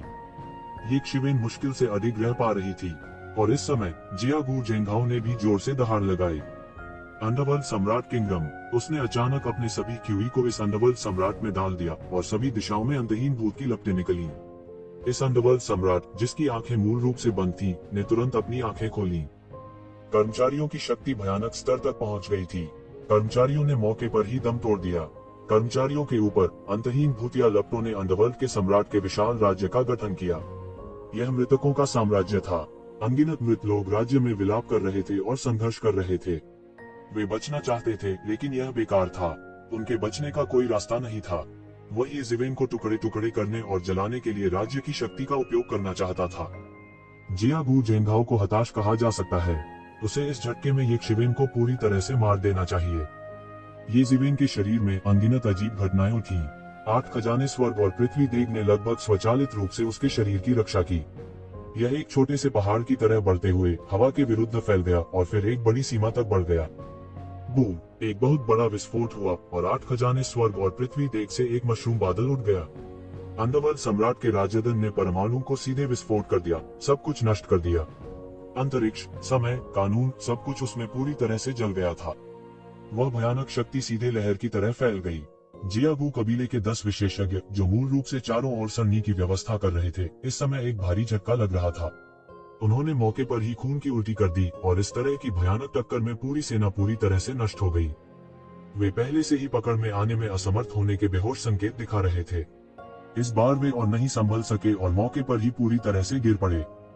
ये ज़िवेन ने सीधे अपने हाथों को एक साथ जोड़ लिया और जेन युआन की एक अंतहीन मात्रा उसके शरीर से बाहर निकल गई और 8 खजाने वाले स्वर्ग और पृथ्वी की कड़ाही को लगातार भर दिया। जेन युआन की एक बड़ी मात्रा उसके शरीर से बाहर निकाली गई थी और दोनों पक्ष हताश जुआरी की तरह थे जो अपने आखिरी जुआ पर दांव लगा रहे थे। भयानक टक्करें जारी रहीं, सभी दिशाओं में फैल गईं। दूरी में कई विशेषज्ञ जो युद्ध के मैदान के दूसरी तरफ लड़ाई पर ध्यान दे रहे थे, जब उन्होंने यह दृश्य देखा तो पीला पड़ गया। ऐसा लगा जैसे उन्होंने कोई भूत देख लिया हो। उनके चेहरे अतुलनीय सदमे से भरे हुए थे। लड़ाई के दोनों पक्षों में भयानक युद्ध शक्ति थी जो उनकी कल्पना से कहीं अधिक थी। ये ज़िवेन की तबीयत ठीक नहीं थी। बड़ी मात्रा में ऊर्जा पागलपन से निकाली जा रही थी, लेकिन जियागू जेंघाओ, जो उसके विपरीत था, और भी बुरा था। ये ज़िवेन के शरीर में अभी भी ची थी जिसे निकाला जा सकता था, लेकिन उसके पास केवल हताशा की शक्ति ही बची थी। उसने अपने दांत पीस लिए और उसका चेहरा राख हो गया। अंतिम खपत में ये ज़िवेन के साथ प्रतिस्पर्धा करते हुए वह पागलों की तरह डटे हुए थे। अचानक ये ज़िवेन के पीछे एक और भूतिया छाया दिखाई दी। यह एक पुराना भूत था। उन्होंने अंततः उग्र देवत्व को अपने शरीर से बाहर निकाल दिया था। इस समय वह एक कदम उठाने के लिए इंतजार नहीं कर सकता था। अब दोनों तरफ तराजू की तरह थे। उनका समान रूप से मिलान किया गया था। यदि उनमें से किसी ने चिप जोड़ी तो यह पूरी तरह से बंद हो सकता है। बूढ़े भूत के चेहरे पर एक क्रूर मुस्कान आ गई। उनकी राय में ये ज़िवेन मर चुका था। अचानक उसकी आंखें फैल गईं। वह यह जानकर भयभीत था कि ये ज़िवेन के शरीर में एक भयानक और खतरनाक आभा फैल रही थी और फिर एक विशाल ताउरून उड़ गया। लड़ाई शब्द, फाइटिंग वर्ड हवा में उड़ गया। ये ज़िवेन के नियंत्रण में यह तुरंत पुराने भूत की ओर फटा। पुराना भूत गाद से पकड़ा गया था और सीधे मौके पर फाइटिंग वर्ड से टकरा गया था। फाइटिंग वर्ड में ही अनगिनत युद्ध कौशल समाहित थे। अचानक बूढ़े भूत को एक भारी झटका लगा और उसका पूरा शरीर मौके पर ही उड़ गया। वह दीवार से टकरा गया और दीवार में एक बड़ा छेद कर दिया। फाइटिंग वर्ड ने एक छाया की तरह उसका पीछा किया और पुराने भूत को बेरहमी से दीवार में ठोक दिया, जिससे वह हिलने डुलने में असमर्थ हो गया। यह छद्म ताओरून है। अधिक जानकार पुराने समय में से एक ने इसे तुरंत पहचान लिया। हो सकता है कि उनमें से कई के पास छद्म ताओरून्स कभी न रहे हो, लेकिन इसने उन्हें छद्म ताओरून्स को पहचानने से नहीं रोका। छद्म ताओरून्स सार और सार थे जो केवल मृत्यु से पहले पूरे शरीर के मार्शल आर्ट सार के साथ संघनित हो सकते थे। आम लोगों ने इसके बारे में सिर्फ सुना था, देखा नहीं था। यहाँ तक कि क्यूओंग और टेंग टोंटियन जैसे अद्वितीय प्रतिभाएं भी छद्म ताओरून के लिए मौत से लड़ी। कोई कल्पना कर सकता है कि छद्म ताओरून्स कितने महत्वपूर्ण और दुर्लभ थे। कई लोगों को अचानक लालच आ गया। यदि वे छद्म ताओरून प्राप्त कर सकते थे तो उनकी भावी साधना के लाभ स्वतः स्पष्ट थे। यह भी कहा जा सकता है कि वे एक ही कदम में आसमान पर पहुंच गए थे। हालांकि वे छद्म ताओरून को प्राप्त करना चाहते थे, फिर भी उन्होंने अपने हृदय में लालच को दबा रखा था। यहाँ ये जिवेन के साथ खिलवाड़ नहीं किया जाना था। यदि यह बाहर होता तो उनमें से कुछ पुराने प्राचीन वस्तुएं जिन्होंने अपनी खेती को सील कर दिया था, ये शिवेन को गंभीरता से नहीं लेते। लेकिन अब यहाँ उन्होंने सिर्फ अपनी आंखों से देखा था कि कैसे नॉर्थ माउंटेन ड्यू के 2 अधीनस्थों की मृत्यु हो गई। ये जिवेन के हाथों में वे सामान्य छठे स्तर के आकाशीय क्षेत्र के योद्धाओं से बेहतर नहीं थे। अगर वे ये जिवेन के हाथों से खाना छीनना चाहते थे तो उन्हें ये जिवेन द्वारा मौत के घाट उतारने के लिए तैयार रहना होगा। वे मदद नहीं कर सकते थे लेकिन अपने दिलों में आह भर रहे थे। आजकल हर युवा के साथ कई आकस्मिक मुलाकातें होती हैं। उनमें से कई ने केवल छद्म ताओरून्स को प्राचीन पुस्तकों में देखा था, लेकिन ये जिवेन के पास वास्तव में छद्म ताओरून्स थे। दोनों पक्षों के बीच का फासला एक नजर में साफ नजर आ रहा था। पुराने भूत को ये जिवेन के फाइटिंग किरदार ने दीवार पर थोप दिया था। वह चिल्लाता रहा लेकिन उसके पास बचने का कोई रास्ता नहीं था। जियागू झेंगशुओ, अब तुम्हारी बारी है। ये जिवेन ने अचानक अपनी आंखें खोली और इशारा करने के लिए अपना हाथ उठाया। स्काई शेकिंग स्टाइल एक पल में संपूर्ण शून्य उबलते पानी की तरह था, हिंसक रूप से उतार चढ़ाव कर रहा था। स्वर्ग की तिजोरी हिल रही थी। यह मक्खन के माध्यम से काटने वाले गर्म चाकू की तरह था, सीधे मौके पर राजदंड पर बमबारी कर रहा था। राजदंड जिसमें मूल रूप से असीम शक्ति थी, ये शिवेन की उंगली से उसी जगह टूट गया। सभी की डरावनी आंखों के नीचे यह अतुलनीय शक्तिशाली राजदंड ये जिवेन की उंगली के दबाव में इंच दर इंच बिखर गया था। राजदंड इंच इंच बिखर गया और अंडरवर्ल्ड सम्राट का साम्राज्य जो राजदंड पर प्रकट हुआ था, वह भी थोड़ा थोड़ा करके टूट गया। अनगिनत आक्रोशित आत्माएं चिल्ला उठी और हरे धुएं के बादल में बदल गईं। पूरा मंजर बेहद चौंकाने वाला लग रहा था। राजदंड के दहने की गति बहुत तेज थी। लगभग एक क्षण में यह पहले ही अंडरवर्ल्ड सम्राट के शरीर में फैल चुका था। ऐसा लगता है कि अंडरवर्ल्ड सम्राट ने अपनी ताकत के आखिरी निशान को समाप्त कर दिया था। ये जिवेन की उंगली के नीचे यह एक जोरदार धमाके के साथ ढह गया, हरे धुएं के बादल में बदल गया और स्वर्ग और पृथ्वी के बीच गायब हो गया। तब अंडरवर्ल्ड सम्राट टूट गया था और जियागू झेंगशुओ ने सीधे एक और खून थूक दिया। उसका शरीर टूटी हुई डोर वाली पतंग की तरह था। वह ये जिवेन की उंगली से टकराया और मौके पर ही एक दीवार से जा टकराया। उसने अपनी आंखें पूरी तरह से खोल दी और ये शिवेन को डरावनी दृष्टि से देखा। वह केवल यह महसूस कर सकता था कि उसके शरीर में जीवन शक्ति तेजी से बह रही थी। यह एक नदी की तरह था जो समुद्र में चली गई थी और वापस नहीं लौट सकती थी। यह उसके शरीर से पागलों की तरह बह रहा था। वह इसे रोकना चाहता था लेकिन वह अपने हौसले को बिल्कुल भी नहीं बढ़ा सका। वह केवल देख सकता था क्योंकि उसकी जीवन शक्ति बह रही थी। उसने अपना सिर नीचे किया और अपनी छाती के बड़े छेद को देखा। उसका जेन युआन लंबे समय से अंडरवर्ल्ड के सम्राट के प्रेत में समाया हुआ था। इस समय वह किसी भी रक्षात्मक आभा ढाल को उठाने में पूरी तरह से असमर्थ था। वो केवल बेबसी से देख सकता था कि एक शिवेन की उंगली उसकी छाती में घुस गई और उसकी छाती में घुस गई, लेकिन वह कुछ भी नहीं कर सकता था। उसने फिर से एक शिवेन को देखा और उसके सामने का दृश्य थोड़ा धुंधला था। वह अनिच्छुक था। वह जियागू कबीले का अद्वितीय प्रतिभाशाली व्यक्ति था और उसे भविष्य में जियागू कबीले के कुलपति की स्थिति के लिए प्रतिस्पर्धा करने की उम्मीद थी। लेकिन अब वह यही मरने वाला था। वह इसे स्वीकार नहीं कर सका। वह इसे स्वीकार नहीं कर सका। उसने कभी नहीं सोचा था कि वह एक ऐसे व्यक्ति के हाथों मरेगा जिसकी उसने पहले कभी परवाह नहीं की थी। उसने ये शिवेन की आंखों में अविश्वास की दृष्टि से देखा। वह अच्छी तरह से जानता था कि यद्यपि उसने अपने सभी जेन युआन का उपभोग कर लिया था, लेकिन ये जिवेन की जेन युआन की खपत उसकी तुलना में 100% अधिक थी। हालांकि उसने अपने सभी जेन युआन को समाप्त कर दिया था, जबकि एक शिवेन ने केवल थकावट के संकेत दिखाए थे। तो ये जिवेन के पास निश्चित रूप से अभी भी लड़ने की शक्ति थी। यह कैसे संभव हुआ? क्या वह राक्षस था? यह ज्ञात होना चाहिए कि वह 7th layer celestial real martial artist था जिसने अपनी खेती को सील कर दिया था। हालांकि उनकी साधना को सील कर दिया गया था, उनके ट्रू एसेंस को सील नहीं किया गया था, जो सामान्य 6th layer celestial realm martial artist से बहुत आगे थे, और वे केवल 3rd layer celestial realm martial artist थे। अगर ऐसा होता तो उसी दायरे में कौन उसकी तुलना जेन युआन के मामले में कर सकता था? इस समय उसे एहसास हुआ कि वह गलत था। एट्रिशन की लड़ाई और एट्रिशन की लड़ाई लड़ना अपने आप में एक बहुत ही बेवकूफी भरा फैसला था। अभी अभी बीशन जू को पहले ही इस बात का एहसास हो गया था, लेकिन उसने ऐसा नहीं किया। अब उसे इसका एहसास हुआ, लेकिन तब तक बहुत देर हो चुकी थी। उसके मन में इस तरह के विचार अधिक से अधिक आने लगे, लेकिन उसके सामने ये जिवेन अधिक से अधिक धुंधला हो रहा था, जब तक कि उसने सीधे मौके पर ही सांस लेना बंद नहीं कर दिया। जियागू झेंगशुओ की बाधा के बिना ये जिवेन ने तुरंत फाइट चरित्र को वापस ले लिया। हालांकि उन्हें विश्वास था कि इन लोगों में इसके लिए आकर लड़ने की हिम्मत नहीं है। बहुत संभावना थी कि कुछ लोग लंबे समय के बाद आएंगे और इसे छीन लेंगे। उसने अपना हाथ हिलाया और बूढ़ा भूत किसी चीज से आकर्षित हुआ। उसने उसे मौके पर ही पकड़ लिया और उसे अपनी हथेली से कुचल दिया। तुमने वास्तव में उसे मारने की हिम्मत की।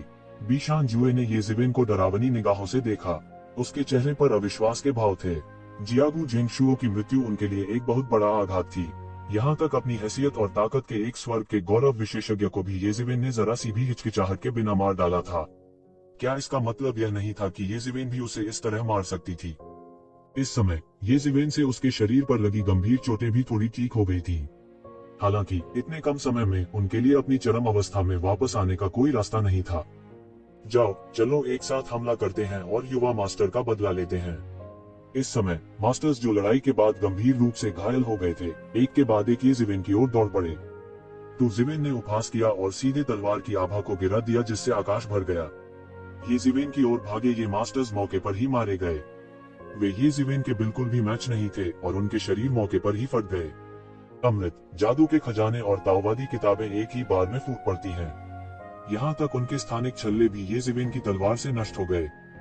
फिर येजिवेन ने सीधे उन सभी को अपने हाथ में पकड़ लिया। जब बीशान जू ने यह दृश्य देखा तो उनकी आंखें खुली की खुली रह गईं। वह लगभग मौत से डर गया था। अब जबकि दोनों पक्ष मर चुके थे, वह अकेला ही बचा था।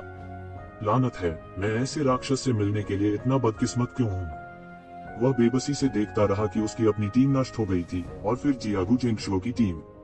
मास्टर्स से बनी दो टीमें किसी भी स्थिति में अपनी रक्षा कर सकती थीं, लेकिन वे येजिवेन से हार गईं। और सबसे महत्वपूर्ण बात, येजिवेन ने लगातार 2 लड़ाइयां लड़ी, लेकिन वह अभी भी जोश से भरा हुआ था और बिल्कुल भी थका हुआ नहीं लग रहा था। इसने बीशन जू को असामान्य रूप से भयभीत कर दिया। इस तरह की उच्च शक्ति वाला व्यक्ति और समान रूप से जोरदार क्यूई बस एक अद्वितीय राक्षस था। इस समय उनकी पहली प्रतिक्रिया बचने की थी। उसने अचानक एक कदम आगे बढ़ाया, प्रकाश की धारा में बदल गया और आकाश में भाग गया।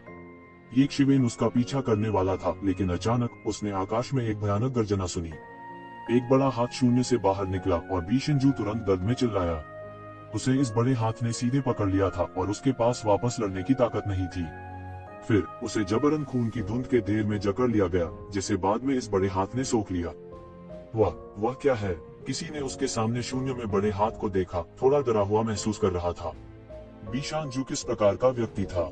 अपनी साधना के साथ, भले ही वो येजिवेन की बराबरी न करता हो और भले ही उसके साथ रंगों के कीमती कपड़े उतार दिए गए हो, फिर भी वह सबसे भयानक व्यक्ति था। वह ऐसे व्यक्ति थे जिन्हें उकसाया नहीं जाना चाहिए। लेकिन अब बेशन जू सीधे इस बड़े हाथ से पकड़ लिया गया था और फिर रक्त धुंध के द्रव्यमान में विस्फोट हो गया, जो अवशोषित हो गया था। इस दृश्य ने उन्हें बहुत ही चौंकाने वाला एहसास दिया और वे लगभग मौत से डर गए। यह बिल्कुल भयानक चमत्कार जैसा था। उन्होंने कभी नहीं सोचा था कि वे ऐसा भयानक दृश्य देखेंगे। इसके अलावा अज्ञात खतरा सबसे भयानक था और इसने उन्हें येजिवेन से भी ज्यादा चौंका दिया। FCK, इस जोबी ने हमें यहाँ कैसे पीछा किया? येजिवेन ने बड़े बालों वाले हाथ को देखा और जानती थी कि यह वह जोबी होना चाहिए जिसे 5 एलिमेंट सुप्रीम ने उसके निधन के बाद बदल दिया था। 5 एलिमेंट सुप्रीम जब जीवित थे तो कितने शक्तिशाली थे। भले ही वह अपनी मृत्यु के बाद एक लाश में बदल गया हो, फिर भी वह विपत्ति का स्रोत होगा। शायद ताजा खून ने इस प्रेत को आकर्षित किया था। कारण चाहे जो भी रहा हो, वह यहाँ अधिक दिनों तक नहीं रह सकता था। उसने तुरंत जियागू जेंगशुओ की लाश को पकड़ लिया और उसकी पीठ पर दानव पंख मौके पर फैल गए। पलक झपकते ही वह दुनिया के इस तरफ से गायब हो चुका था। उसी समय येजिवेन ने स्पष्ट रूप से अपने पीछे कहर बरपाती हुई एक विशाल आकृति को देखा। यह छाया में सबसे भयानक राक्षस की तरह था और लगातार चीखें निकल रही थी। कुछ लोग जो समय रहते नहीं बच सके, इस प्रेत के पेट का भोजन बन गए। वे इस क्रूर प्राणी का मुकाबला नहीं कर सकते थे जिसने स्वर्ग और पृथ्वी के कानून का उपयोग करके बहुत बड़ा बना दिया था। इस समय हर किसी को याद था कि येजिवेन इस लाश को देखते ही क्यों भाग गई थी। यह स्पष्ट था कि वह पहले भी एक बार इस जोबी का सामना कर चुका था, लेकिन उसने उन्हें इसके बारे में नहीं बताया था। एक के बाद एक जोर जोर से कोसते हुए भाग खड़े हुए। वे चाहते थे कि वे येजिवेन के पूर्वजों की 18 पीढ़ियों को श्राप दे सकें, लेकिन यह अभी भी बेकार था। इस लाश के गला घोंटने के तहत नदी की तरह खून बहता था और हर जगह लाशें ही लाशें थीं। यह लाश जरा भी पीछे नहीं हटी। ऐसा लग रहा था कि वह इन बिन बुलाए मेहमानों से बेहद नाराज है, जो उसके गुफा निवास में घुस आए थे। फिलहाल इनका येजिवेन से कोई लेना देना नहीं था। इन लोगों के साथ इस जोबी को वापस पकड़े हुए येजिवेन आसानी से बच निकली। इस समय उसके पास जियागू जेंगशुओ के धन की जांच करने का समय था। अपनी स्पेस विंग पर लगे प्रतिबंध को मिटाने के बाद ये शिवेन ने तुरंत अपनी आत्मा के साथ इसकी खोज की। इस समय वह मदद नहीं कर सका, लेकिन आह भर गया। जियागू झेंगशुओ वास्तव में कई वर्षों से जियागू कबीले का एक प्रसिद्ध युवा प्रतिभा था। उनकी दौलत आम लोगों की कल्पना से कहीं आगे थी। अकेले 5 स्पिरिट क्रिस्टल मिनरल वेन थे। शेष बिखरे हुए spirit crystal 5 spirit crystal mineral veins तक जुड़ गए। दूसरे शब्दों में उसके पास 100 बिलियन से अधिक की संपत्ति थी, सभी प्रकार के अमृत, जादू के हथियार आदि का उल्लेख नहीं करना। लेकिन वास्तव में जिस बात ने उन्हें बहुत खुश किया वह यह थी कि उन्होंने स्थानिक वलय में Netherland ghost flame magic power की साधना पद्धति पाई। इससे उसे ऐसा लगा जैसे अचानक आसमान से कोई लॉटरी गिरी हो। किसी को पता होना चाहिए, अपने स्वयं के मार्शल आर्ट अभ्यास को बाहरी लोगों तक लीक होने से रोकने के लिए वे अक्सर इसे अपने दिमाग में याद करने के लिए चुनते थे, और 37 स्तर के मार्शल कलाकारों के लिए उनका मस्तिष्क एक सुपर ऑप्टिकल कंप्यूटर की तरह था। वे कभी नहीं भूलेंगे कि क्या उन्होंने पढ़ा था, इसलिए यह अक्सर सबसे ज्यादा होता था। इस तरह की मार्शल आर्ट गुप्त पुस्तक को खोजना मुश्किल है। वे इस गुफा निवास में पंचतत्व परम का रहस्य खोज सके, क्योंकि यह पंचतत्व परम का गुफा निवास था। क्या इससे सुरक्षित कोई जगह थी? अगर यहाँ छिपना बेकार था तो कहीं और छिपना बेकार था। घोंसला भी नष्ट हो गया तो सब व्यर्थ हो जाएगा। लेकिन अब बहुत कम लोग मार्शल आर्ट साथ लेकर चलते हैं। यह दूसरों के द्वारा प्राप्त किया जा सकता है। इससे देखा जा सकता है कि जियागू झेंगशुओ कितने आश्वस्त थे। उसे विश्वास था कि वह दूसरों से कभी पराजित नहीं होगा। अप्रत्याशित रूप से वह अंत में ये शिवेन से हार गया। यहाँ तक नेदरवर्ल्ड घोस्ट फ्लेम डिवाइन टेक्निक भी ये शिवेन के हाथों में पड़ गई। इसके अलावा यह नेदरवर्ल्ड घोस्ट फ्लेम डिवाइन तकनीक एक साधारण रगड़ संस्करण नहीं था। पूर्वजों द्वारा छोड़ी गई अंतर्दृष्टि और खेती के तरीके थे। यदि वह समय समय पर इसे समझ पाता तो नेदरवर्ल्ड घोस्ट फ्लेम डिवाइन तकनीक में भी तेजी से सुधार हो सकता था। यही मूलभूत कारण था कि जियागू झेंगशुओ ने नीदरलैंड घोस्ट फ्लेम डिवाइन तकनीक के इस संस्करण को अपने पास रखा। नहीं तो वह इसे बहुत पहले ही जला चुका होता। लेकिन अब ये शिवेन को इन सब से फायदा हुआ था। ये शिवेन वास्तव में नेदरवर्ल्ड घोस्ट फ्लेम डिवाइन तकनीक को समझने के लिए समय लेना चाहती थी। उसे 7 रंगों वाले खजाने के वस्त्र को परिष्कृत करने के लिए भी समय चाहिए था। इन सभी के लिए समय की आवश्यकता है। इसके अलावा उन्होंने इस बार कुल 110 स्पिरिट क्रिस्टल मिनरल वेन्स प्राप्त किए थे।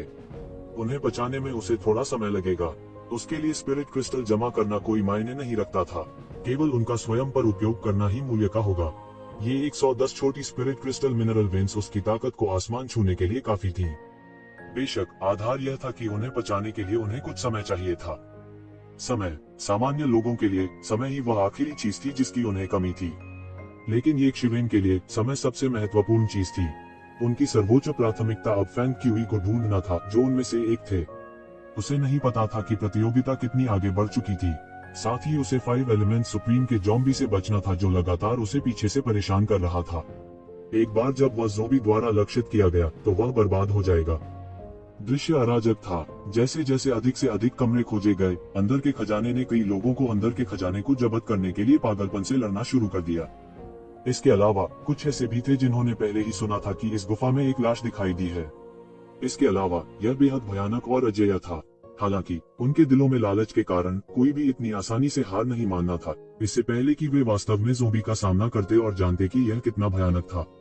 ऐसी अराजक स्थिति में ये शिवेन इस अच्छी तरह से जुड़ी हुई गुफा हवेली में आगे पीछे चलती रही। कई बार उसने लगभग उस ज़ॉम्बी का सामना किया जो सभी दिशाओं में घूम रहा था। सौभाग्य से ये शिवेन औरास के प्रति विशेष रूप से संवेदनशील था, इसलिए वह हमेशा इस ज़ॉम्बी को एक कदम आगे खोजने और इससे पहले ही बचने में सक्षम था। हालांकि अन्य लोग इतने भाग्यशाली नहीं थे। लगभग हर जगह यह लाश गुजरी, वहां खून का समुद्र और लाशों के पहाड़ थे। हर बार कुछ ही लोग बच पाते थे, और तो और ज्यादातर लोग ज़ॉम्बी के चंगुल से बच भी नहीं पाए। जैसे जैसे समय बीतता गया, अधिक से अधिक लोग इस लाश की भयावहता को समझने लगे और गुफा हवेली से धीरे धीरे हटने लगे। ये शिवेन एक कमरे से बाहर कूद गई। हालांकि उसे कुछ हासिल नहीं हुआ। हर कमरे में बड़ी मात्रा में धन नहीं था। ये शिवेन ने शुरुआत में सैकड़ों छोटी स्पिरिट क्रिस्टल मिनरल वेन्स की खोज की थी। हालांकि एक ही कमरा था। ये शिवेन ने इस अवधि के दौरान किसी अन्य समान आकस्मिक मुठभेड़ के बारे में नहीं सुना था। अचानक प्रकाश की 3 धाराएं दूर से पागलपन से उड़ गईं। ये शिवेन ने उन्हें ध्यान से देखा और देखा कि नेता कोई और नहीं बल्कि फैंग क्यूई था। हालांकि फैंग क्यूई ने एक सफेद लबादा और एक मुखौटा पहन रखा था, लेकिन ये शिवेन ने फिर भी उसे एक नजर में पहचान लिया। इतनी देर तक खोजने के बाद आखिरकार उसे फैंग क्यूई मिल ही गया। लेकिन जब उसने ध्यान से देखा तो उसने देखा कि फैंग क्यूई बेहद शर्मनाक स्थिति में था। उसकी छाती पर एक बेहद गहरी दरार थी जो उसके कंधे से लेकर पेट के निचले हिस्से तक फैली हुई थी। घाव से खून बहता रहा। अगर यह थोड़ा और गहरा होता तो येज़िविन को कोई शक नहीं था कि उसका पूरा शरीर उसी जगह दो हिस्सों में बंट गया होगा। उसकी आंतें और आंतरिक अंग हल्के से देखे जा सकते थे। उसके शरीर पर और भी अनगिनत छोटे बड़े घाव थे, लेकिन इस समय उनका रुकने का इरादा नहीं लग रहा था। वह अपने जीवन के लिए हवा में दौड़ता रहा और उसके पीछे दो आकृतियां उसका पीछा कर रही थीं। वे फैंग क्यूई से मजबूती से बंधे हुए थे। ऐसा लग रहा था जैसे वे उसे मारने के लिए दृढ़ थे। फैंग क्यूई की तरह ही उन्होंने भी अपना भेष बदला था। उन दोनों ने सुनहरे वस्त्र पहने हुए थे जो देवताओं के सुनहरे रंग का प्रतीक थे। उनके मुखौटों को विशेष रूप से संसाधित किया गया था। जब तक वे नहीं चाहते, कोई बाहरी व्यक्ति उनके चेहरे पर अभिव्यक्ति नहीं देख पाएगा। मुखौटा का कार्य मूल रूप से वही था जो उसे भगवान के गठबंधन द्वारा दिया गया था। येज़िवेन ने तुरंत निर्णय लिया कि इन दोनों को जियानिटियन एलायंस के दिव्य दूत होने चाहिए। फैंग क्यूई को इस तरह पीछा करते हुए देखकर येज़िवेन की पहली प्रतिक्रिया यह थी कि वह सफल हो गया था। अगर वह सफल नहीं हुआ होता तो जियानिटियन एलायंस के ये दो लोग फैंग क्यूई का पीछा क्यों करते। धिक्कार है इंसान, जादू का औजार सौंप दो और हम तुम्हारी जान बख्श देंगे। जियानिटियन एलायंस के दो दिव्य दूतों में से लंबे और दुबले पतले व्यक्ति ने धीमी दबी हुई आवाज में कहा। दूसरा, जिसका कद मध्यम था, उसने एक शब्द भी नहीं कहा।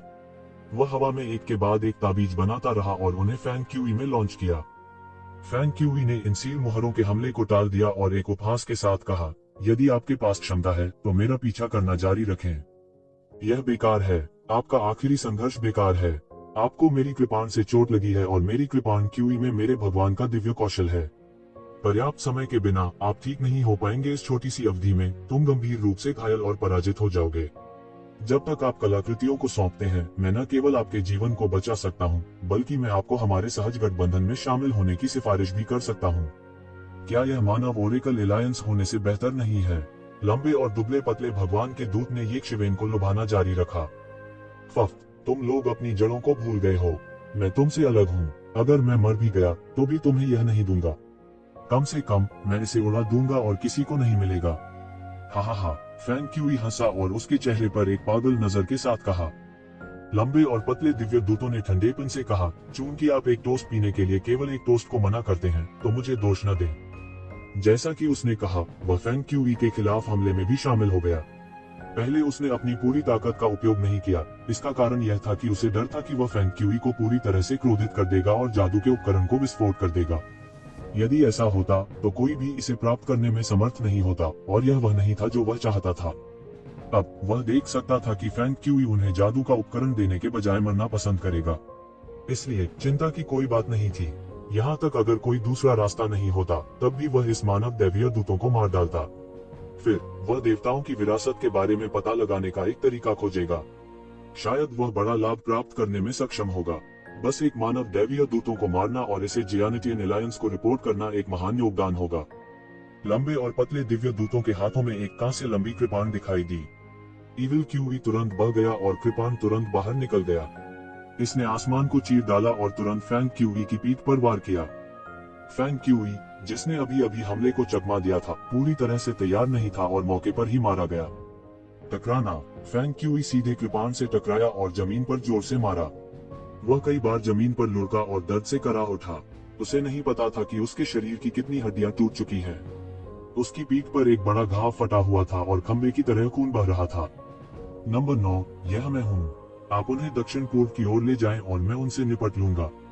जब फैंग क्यूई ने सोचा कि वह मरने वाला है और कोई उम्मीद नहीं है, तो उसे अचानक एक शिवेन की आवाज सुनाई दी।